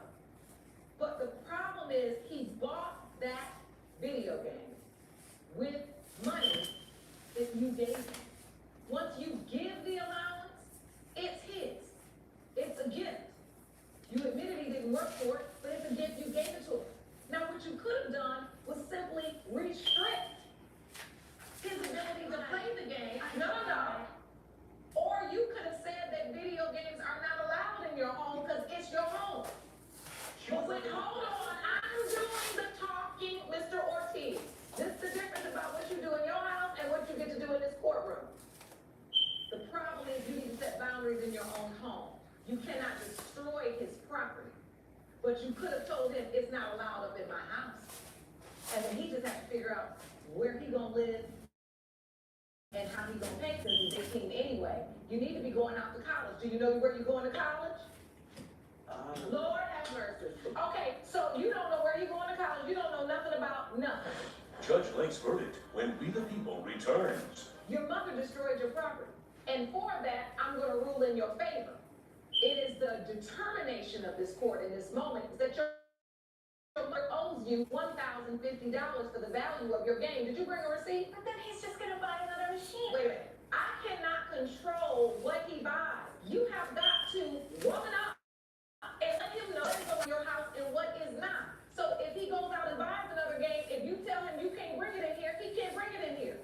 But if he buys it, you cannot just destroy it because of your anger. Judgment for the plaintiff for $1,050.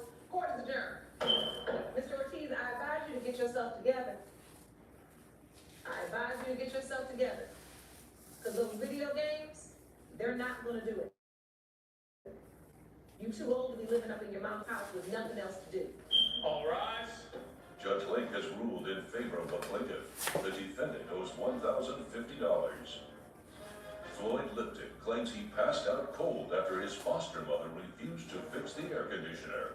And Winnett admits it was broken, but said there were more important bills to pay. All rise. We have most time. Court is now in session. The Honorable Judge Lauren Lake presiding. You may be seated. Good morning, Your Honor. Good morning. Good day, everyone. This is the case of Lipton versus Winnett. Mr. Lipton, you are suing Ms. Winnett for $3,000 for medical bills and a security deposit you say she should pay because of the condition of her home. Is that correct? That is correct. Please explain the situation to the court. In her house, she has an air conditioning unit which has been broken for a month and a half. I begged her to fix this unit. She said it was my responsibility to fix it. She asked me to pay $2,000 to fix this unit, which I did not have. I passed out in her house, which was at the time that I passed out 90 degrees inside the house. How long have you been living in the home? I've been living there since I was 4 years old. Oh, so this is your mother? She's my foster mother. So She's your foster mother. Okay. And so you've been living there since you were 4 years old. You live in what state? Arizona. All right. You said you were paying rent? Yes, as soon as I turned 18, she started having me pay rent, even though I was still in school, and she had me pay for $400 a month to live in the room that I had lived in since I was a kid. How many children in the house? Currently, there are 3 plus me. All right. Ms. Winnett, so you are foster mother. Correct, Your Honor. And this, Why were you so... that's been one of my dreams since I can remember.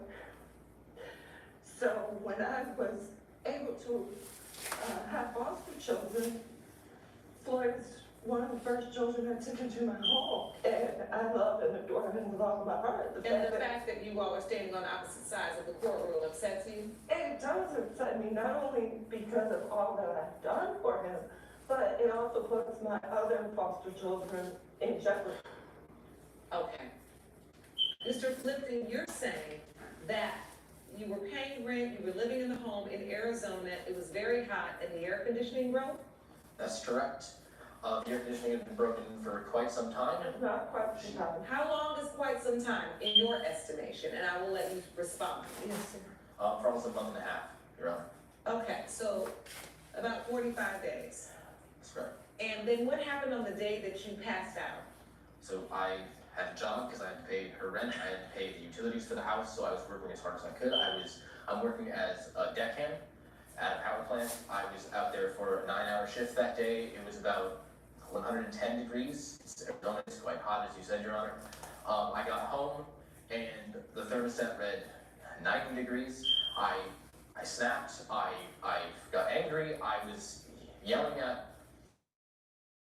Penn. I said things that I regret. He cursed me out. I said some things that I regret, but I also believe I spoke. Things like what? I called her greedy. I said she was using me and the other foster children as cash cows. She kept saying I was lucky to be there and I didn't want to be there, but I could just move out. I was trying to move out.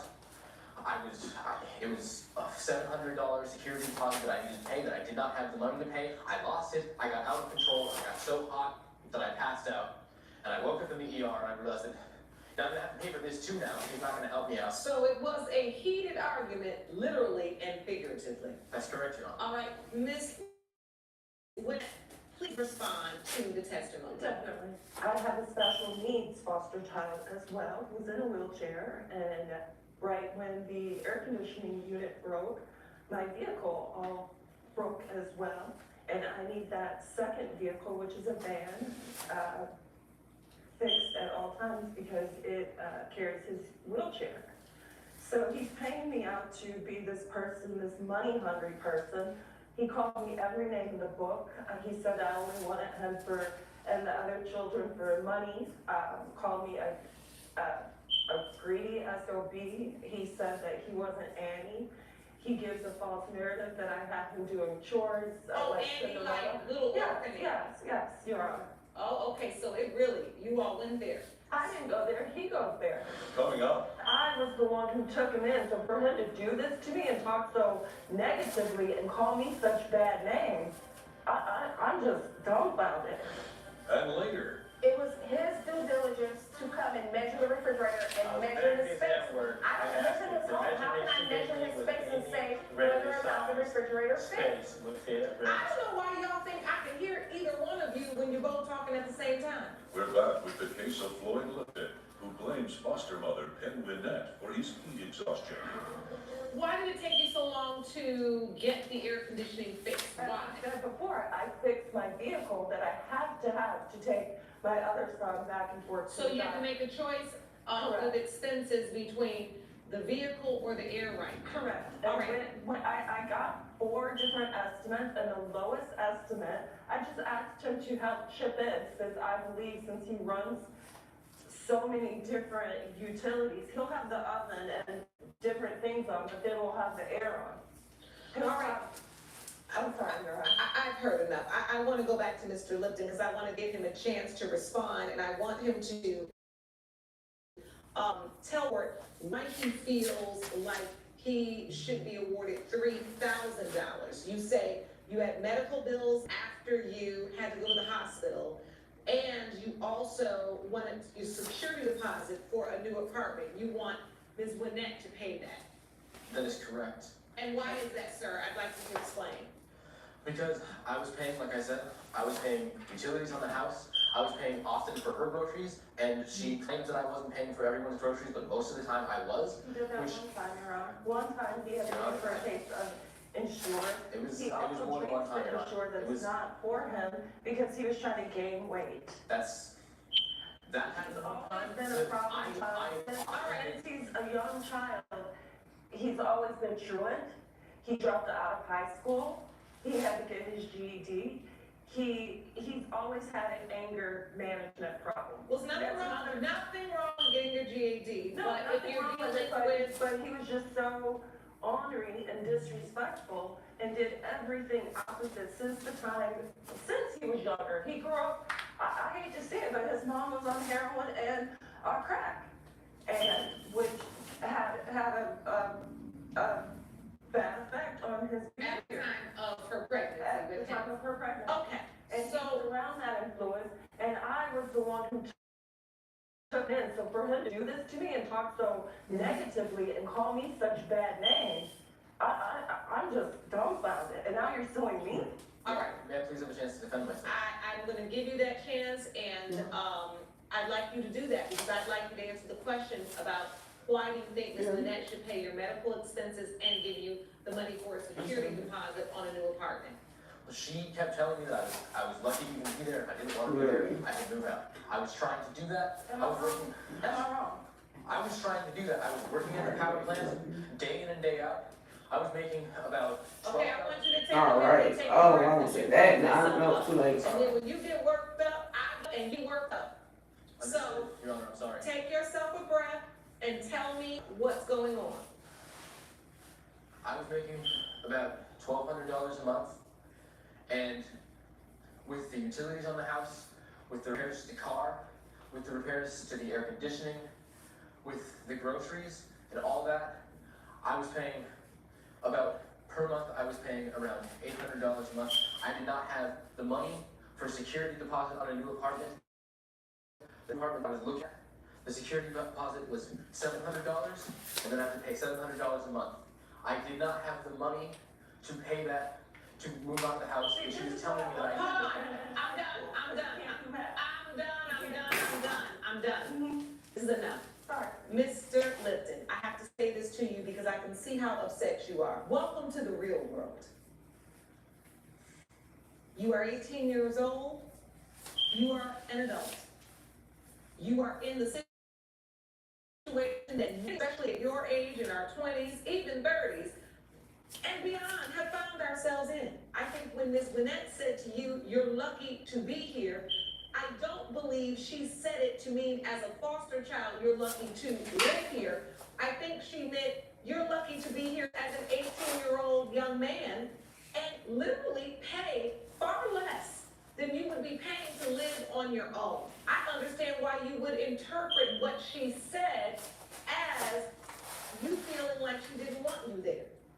However, at 18 years old, if you decide you'd like to move out because you don't like the condition of the air, but if she has to choose between a vehicle to get a special needs child back and forth to appointments and air conditioning, you go with the vehicle. It's just that simple. And everybody gonna have to get a fan, jump in the pool, or figure out when to stay cool. And one thing they can't do is get so angry that they work themselves up into a tantrum, and that is exactly what you did. You worked yourself up and made yourself sick, and that is not your responsibility to pay your medical bills or get you an apartment and pay the security deposit. At 18 years old, you have to figure out how to budget your money, get a second job, or do what you need to do to be able to move on. Because the only way to make sure your living conditions are exactly what you want, when you want it, is to have your own place. Judging for the defendant, court is adjourned. Judge Lake has ruled in favor of the defendant. The plaintiff's case is dismissed. You got what you wanted. That's not what I wanted. I didn't want to be here. How about you live now? Thanks, Mom. Who kicked you out? Not yet. Coming up, And then we go pick up the fridge. I picked this refrigerator up thinking it would fit. I mean, she led me to believe that it would fit. I was very busy at work. Let's talk about that. I never led him to believe anything. Corley Jenkins claims her ex-husband's friend backed out of a deal to buy a refrigerator she inherited. Mark Jackson claims the fridge was too big and he tried to get it back. Good day, everyone.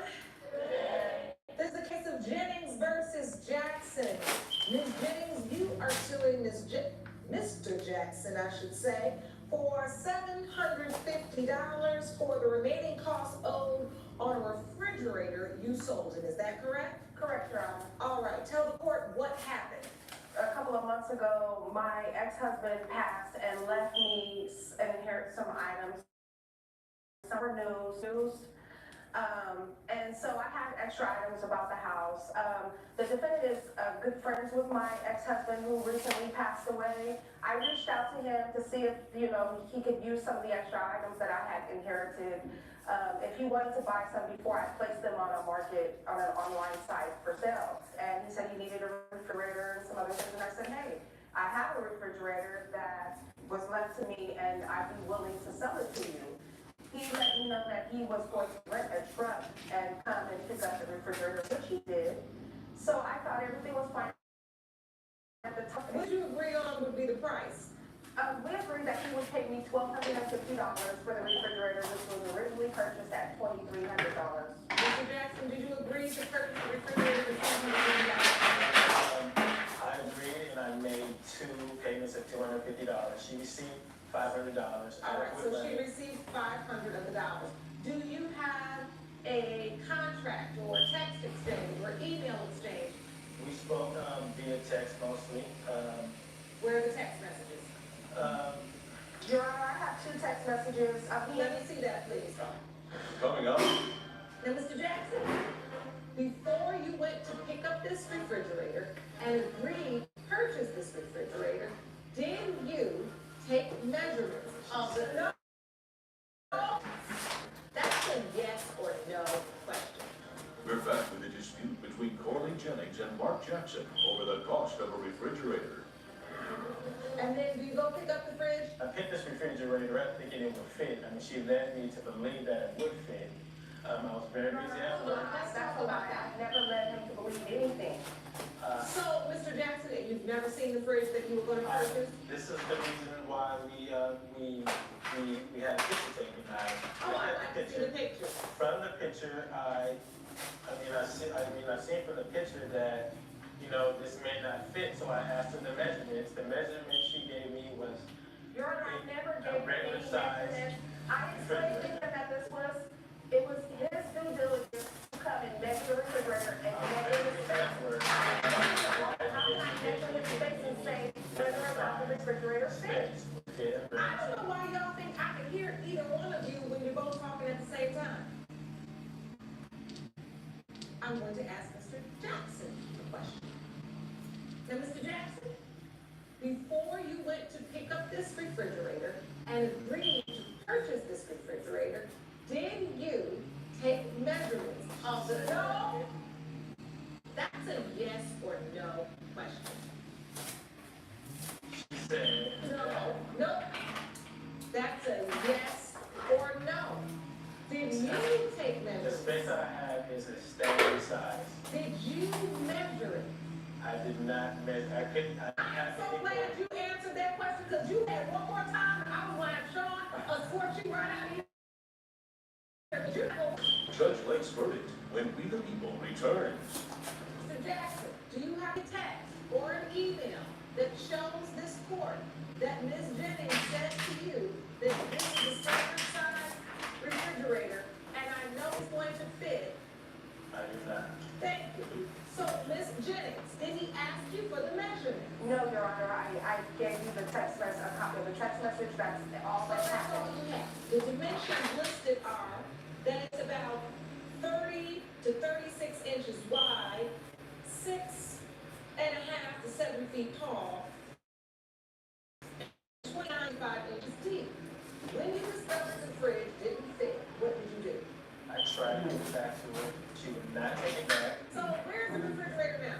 Well, I had to sell it. I had to do something with it. How much did you sell it for? I sold it for $1,500. Oh. So you don't pay her $500, you sold the refrigerator for $1,500, that's a $250 profit. This is on you, Mr. Jackson. You sold the refrigerator for $1,500, you need to pay her for $750. You need to tell her and learn the lesson for the next time you buy a refrigerator. Judgment for the claim for $750, court's adjourned. All rise. Judge Lake has ruled in favor of the plaintiff. They of $750. Danita Christian claims a relationship with her trainer left her with more than bad memories after it ended. Marcus Talley claims he doesn't owe the plaintiff a dime. All rise.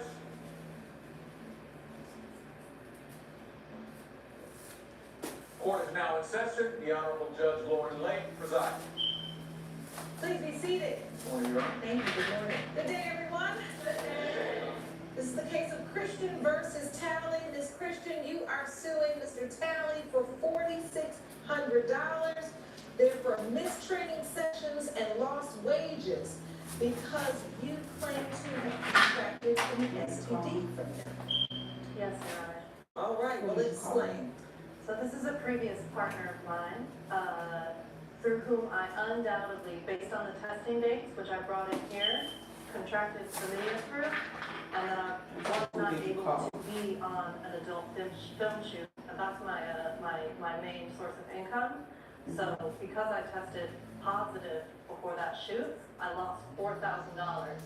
I met him because he was my trainer at the gym, and after I told him that he had given me chlamydia, he ghosted me. He stopped responding to my texts and emails. He cleared out from the gym when I would come. Wait a minute, you said it was your trainer at the gym, was obviously more than that. So he would train me, and then he would ask me out to lunch. I wanted to ask about lunch.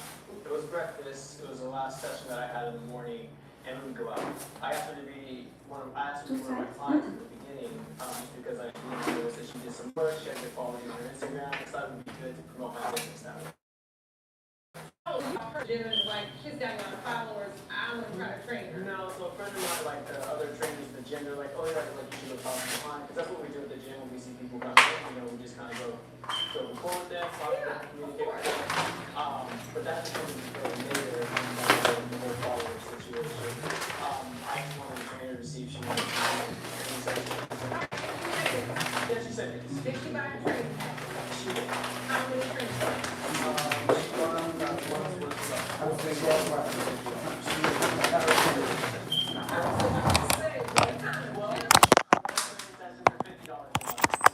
So, $600. All right. How many training sessions did you go to before you all decided to take this relationship further? Of the package that he's referring to, the $600, none. So he owes me the whole amount. I was training with him beforehand. I've known him for a living. This was my personal life, and I actually was not intimate with him despite dating and spending a lot of time together for 3 months after meeting. And we slept together one time.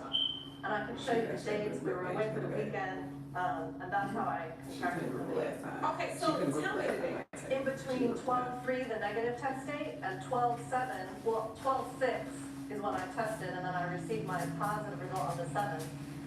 Were you having unprotected sex with any other person besides Mr. Talley? No. And we had, Where you weren't in a relationship with No. anybody else? No. Okay, all right, Mr. Talley, how do you respond to that?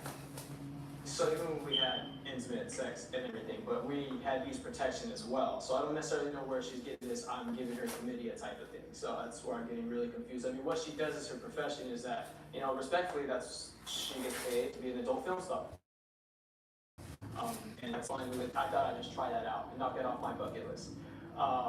Just to be something, not buckets, but like, it was something new for me that I was willing to open my mind towards. No, you said what you're really thinking. You had bucket list, so don't try to clean it up. Okay. He said what he said, right, Sean? So you had this thing that you wanted to be intimate with an adult film star. I would say like maybe as we got to know each other, maybe that fantasy just kind of played out a little bit in my head. But I mean that wasn't like my intention when I first met her per se. Okay. But that makes sense. So the truth is, you all were intimate. Did you use protection? Yes. We did, but I don't mean to overshare details in this setting, but there was an issue with the condom. It slipped off a couple of times. It was a little bit too large. Coming up. If you know, and you've been informed, and even if you say, I'm not the one that gave it to her, if you've been in contact with someone who has tested positive, why wouldn't you be responsible enough to get yourself tested?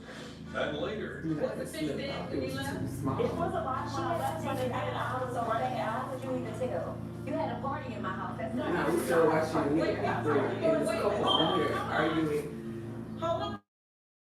about who chlamydia. Who got who chlamydia? And she would ask that they use protection. And saying, yeah, but the condom is too big. The condom comes off, you get tested again on 12/7. 12/6, and I received my results on 12/7. Did you reach out to Mr. Talley? I did reach out to Mr. Talley, and he would not respond to me. He ghosted me, which is how I also lost out on the training package that I had paid him for, and he tried to physically escape the gym when I arrived there to and he has not been tested for chlamydia. I have not been tested. He refuses to be tested. I have How not. can you be tested? I haven't gotten tested because I just didn't have any symptoms or like I didn't have anything going on or I felt just fine as a man and everything What going on. if you know and you've been informed And even if you say, I'm not the one that gave it to her, if you've been in contact with someone who has tested positive, why wouldn't you be responsible enough to get yourself tested? No, you're absolutely right, Your Honor. It's just at that time, like I said, she was the only one. I wore a condom. I didn't feel any symptoms, and like I said, I just wasn't like feeling. I felt just fine. All right, and so then why didn't you return her calls? The reason why I didn't return her calls is because, like I said, there was just that line of professionalism that kept being crossed. She was getting more interested, and like I said, I wasn't looking for the. But she had given you her money for another package. So yes, but that was in exchange for also for her promoting my business and our workouts on her Instagram, which she didn't really necessarily do, or she didn't do. Oh, so you're saying that you had told her, I'm gonna give you this reduced rate, and you promote me on your IG, Yes. but she never did. And she did. No, she did not. And So what, you felt like you were gonna keep that $600? no, so I didn't keep the whole thing. There was just a certain amount that needed to be arranged going back and forth with that. But that was, What needed to be arranged? well, in regards to the payment, so because I kept asking her to post and she kept instigating on like going out again, not past just the personal training and the business side of things. She wanted to keep going out. And I can give you the text messages for. Please do, cause Yeah. Please, here you go. Yeah. So I'm in the white right there, so. Okay, Mr. Talley, so you say, hey, can you post today? Exactly. She says, I'll get to it. You wanna go to the movies? Okay, so you're saying she's changing the subject. Correct. So maybe she's just already been dating you for 90 days, so it's like, I'll post, but you wanna go to the movies? I mean, I was just getting. No, I want you to post, you said.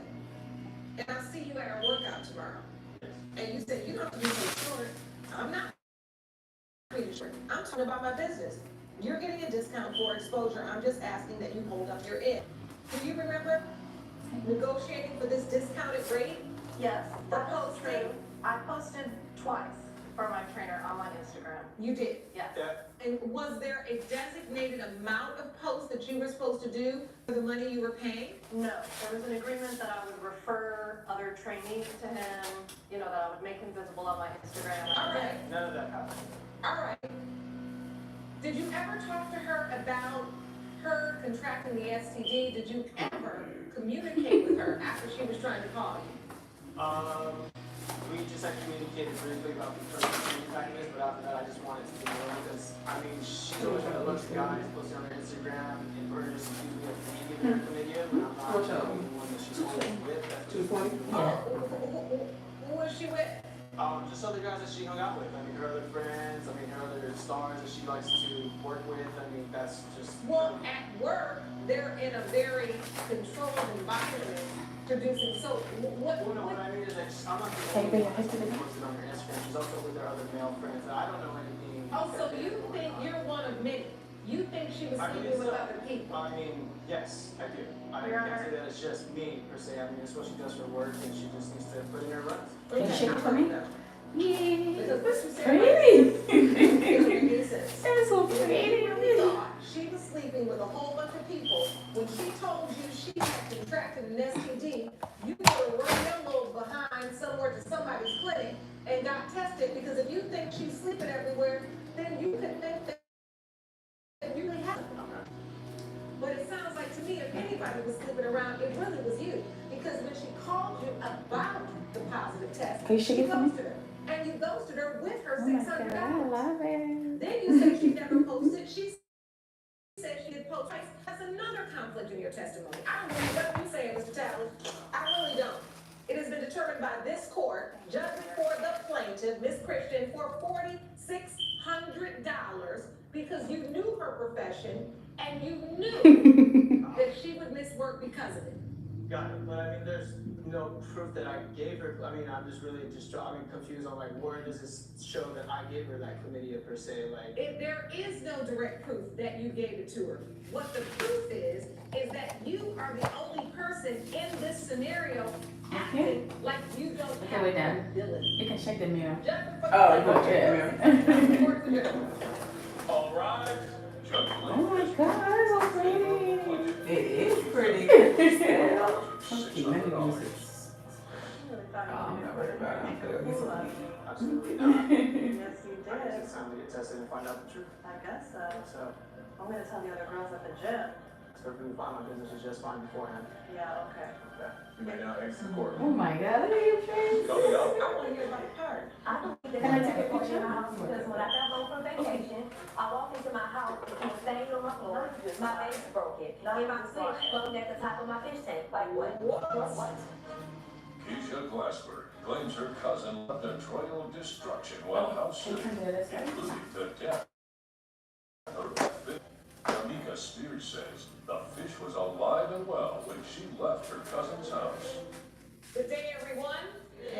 This is the case Yeah, of looks so Glenn. good on you.